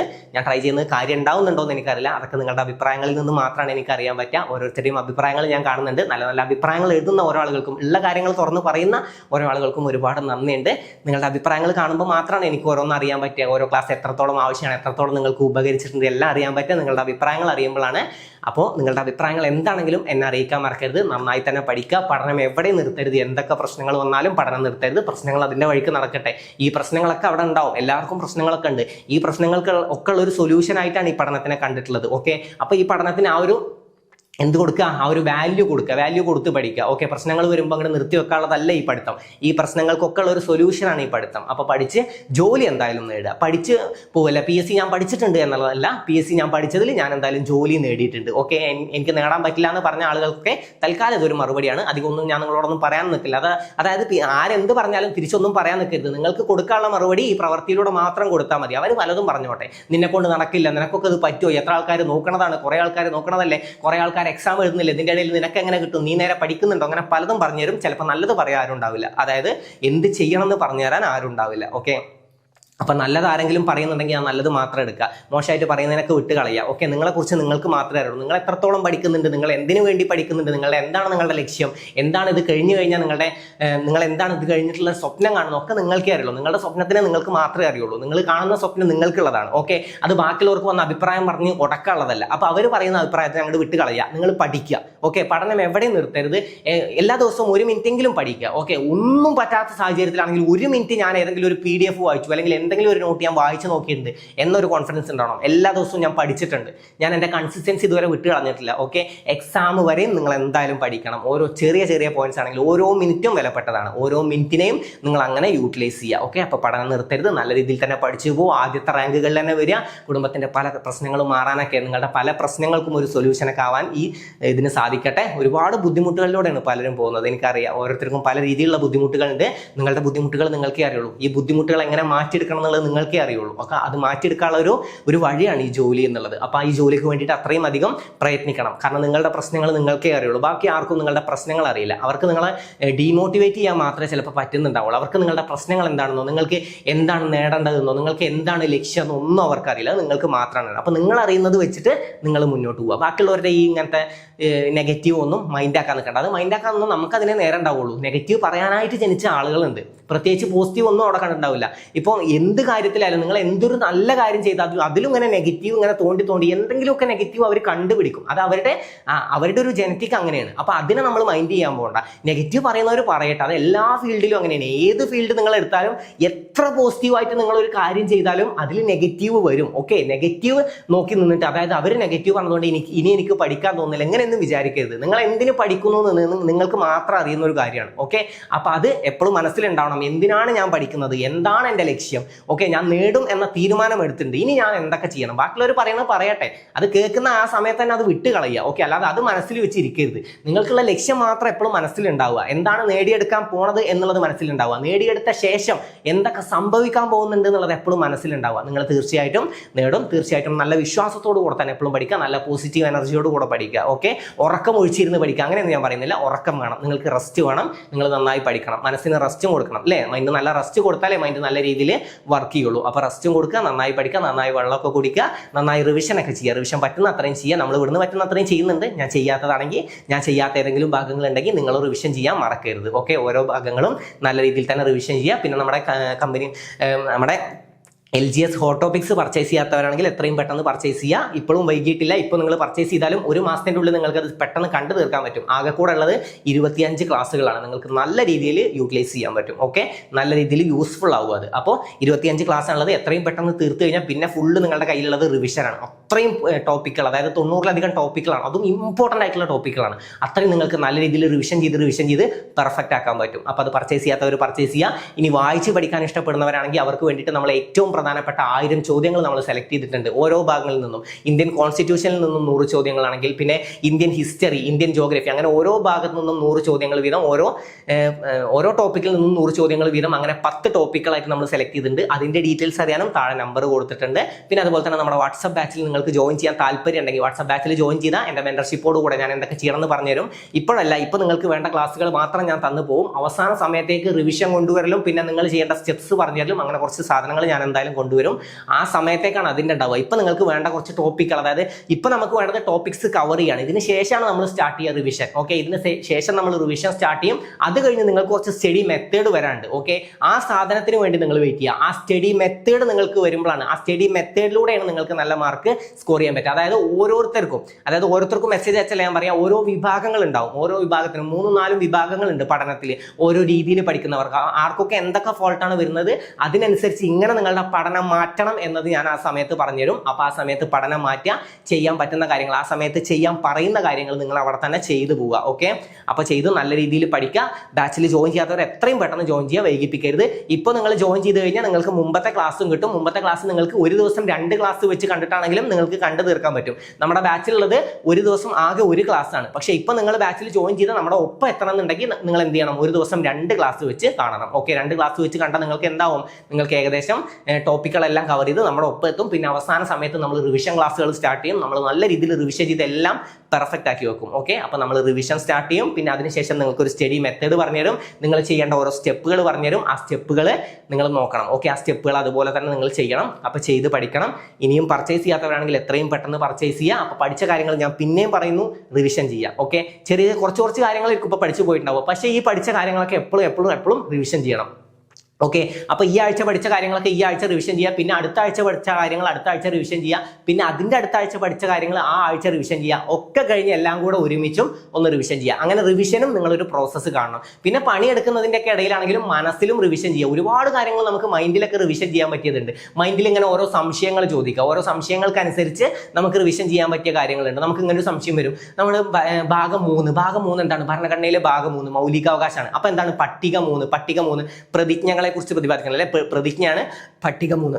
പിന്നെ 2024 എന്ത് വർഷമാണ്, 2024 എന്ത് വർഷമാണ്, ഒട്ടക വർഷമാണ്. അപ്പോൾ 2004 നെല്ല് വർഷമാണ്. അങ്ങനെ ഓരോന്നിനെയും കണക്ട് ചെയ്ത് പഠിച്ചു പോവുക. പിന്നെ നെല്ലിന്റെ സങ്കര ഇനങ്ങൾ നമ്മൾ പഠിച്ചു അല്ലെ. നെല്ലിന്റെ സങ്കര ഇനങ്ങൾ ഏതൊക്കെയാണ്, പവിത്ര, ഹ്രസ്വ, അന്നപൂർണ്ണ, സുവർണ വെച്ച് വേറെന്തോ ഒരു കണക്ഷൻ ഉണ്ടല്ലോ. കാരണം വിറ്റാമിൻ എ അല്ലെ, സുവർണ അരിയിൽ നിന്നും എന്ത് ലഭിക്കുന്നുണ്ട്, വിറ്റാമിൻ എ ലഭിക്കുന്നുണ്ട്. അപ്പോൾ ഈ വിറ്റാമിൻ എ എന്തിനാവശ്യമായ വിറ്റാമിനാണ്, വിറ്റാമിൻ എ കണ്ണിനാവശ്യമായ വിറ്റാമിനാണ് അല്ലെ. എന്താ ഈ വിറ്റാമിൻ എയുടെ രാസനാമം എന്താണ്, കണ്ണിലെ ഒരു ഭാഗമാണ് റെറ്റിന.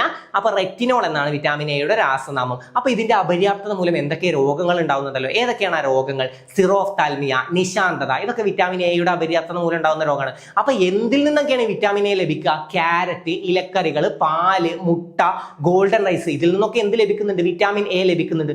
അപ്പൊ ഈ വിറ്റാമിൻ സി എന്തിൽ നിന്നൊക്കെ ലഭിക്കും, ഓറഞ്ച്, നാരങ്ങ, നെല്ലിക്ക. അപ്പൊ ഇത് എന്തിനാണ് സഹായിക്കുന്നത്, വിറ്റാമിൻ സി രോഗപ്രതിരോധത്തിന് ആവശ്യമാണ്. അങ്ങനെ കണക്ട് ചെയ്ത് ഇങ്ങനെ പോവുക. പിന്നെ നാവികരുടെ പ്ലേഗ് എന്നറിയപ്പെടുന്ന നാവികരുടെ പ്ലേഗ് എന്നറിയപ്പെടുന്ന രോഗം ഏതാണ്, നാവികരുടെ പ്ലേഗ് സ്കർവിയാണ്. അപ്പൊ ഏതാണ്, കറുത്ത മരണം എന്നറിയപ്പെടുന്നത് ബ്ലാക്ക് ഡെത്ത്, അത് പ്ലേഗ് ആണ്. അപ്പൊ നീല മരണം ഏതാണ്, അത് കോളറയാണ്. അങ്ങനെ ഓരോന്നും പഠിച്ചു പോവുക. പിന്നെ ബാക്ടീരിയ, വൈറസ്, ഫംഗസ് രോഗങ്ങളുണ്ട്.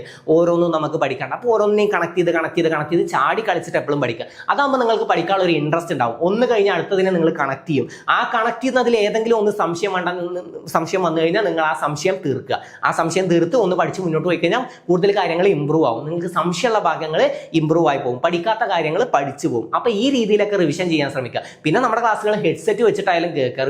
റിവിഷൻ ക്ലാസ്സുകളായാലും നമ്മുടെ കമ്പനി പോഡൽ പവർ ക്യാപ്പ് ആയാലും, പിന്നെ അതുപോലെ തന്നെ നമ്മുടെ ഹോട്ട് ടോപ്പിക്സിന്റെ ക്ലാസ്സിൽ അല്ലേ, നമ്മുടെ ന്യൂ SCERT ഹോട്ട് ടോപ്പിക്സിന്റെ ക്ലാസ് ആയാലും നിങ്ങൾ ഹെഡ്സെറ്റ് വെച്ച് കേട്ടാൽ മതി. നിങ്ങൾ വേറൊരു പണിയിലാണ്, ഇനി ഞാൻ എങ്ങനെ പഠിക്കും അങ്ങനെയൊന്നും വിചാരിക്കേണ്ട. നിങ്ങൾ ഹെഡ്സെറ്റ് വെച്ച് കേട്ടാലും നിങ്ങൾ പഠിക്കും. എൻ്റെ ക്ലാസ്സിൽ എനിക്കൊരു കോൺഫിഡൻസ് ഉണ്ട്. ഓക്കെ, നിങ്ങൾ തീർച്ചയായിട്ടും പഠിക്കുമെന്ന് ഉറപ്പ് എനിക്കുണ്ട്.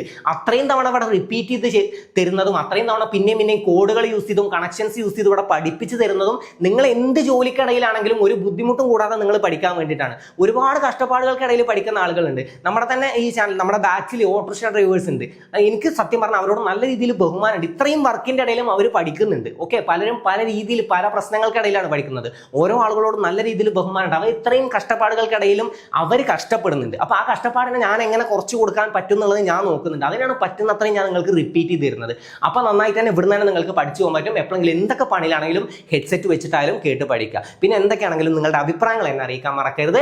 അപ്പൊ മറ്റൊരു ക്ലാസ്സുമായി നമുക്ക് വീണ്ടും കാണാം. ഇതുപോലെ ഇനിയും ക്ലാസ്സസ് വരും. ഇനി നമുക്ക് ഇതിന്റെ മോക്ക് ടെസ്റ്റുകൾ വരാണ്ട്, മോക്ക് ടെസ്റ്റുകളൊക്കെ അറ്റൻഡ് ചെയ്യുക. ഇന്നത്തെ ക്ലാസ് നിങ്ങൾക്ക് ഉപകരിച്ചെങ്കിൽ, ഇന്ന് പഠിപ്പിച്ച കാര്യങ്ങൾ നിങ്ങൾക്ക് ഉപകരിച്ചിട്ടുണ്ടെങ്കിൽ നിങ്ങളുടെ അഭിപ്രായങ്ങൾ എന്താണെങ്കിലും എന്നെ അറിയിക്കാൻ മറക്കരുത്. അപ്പൊ മറ്റൊരു ക്ലാസ്സുമായി നമുക്ക് വീണ്ടും കാണാം. Thank you.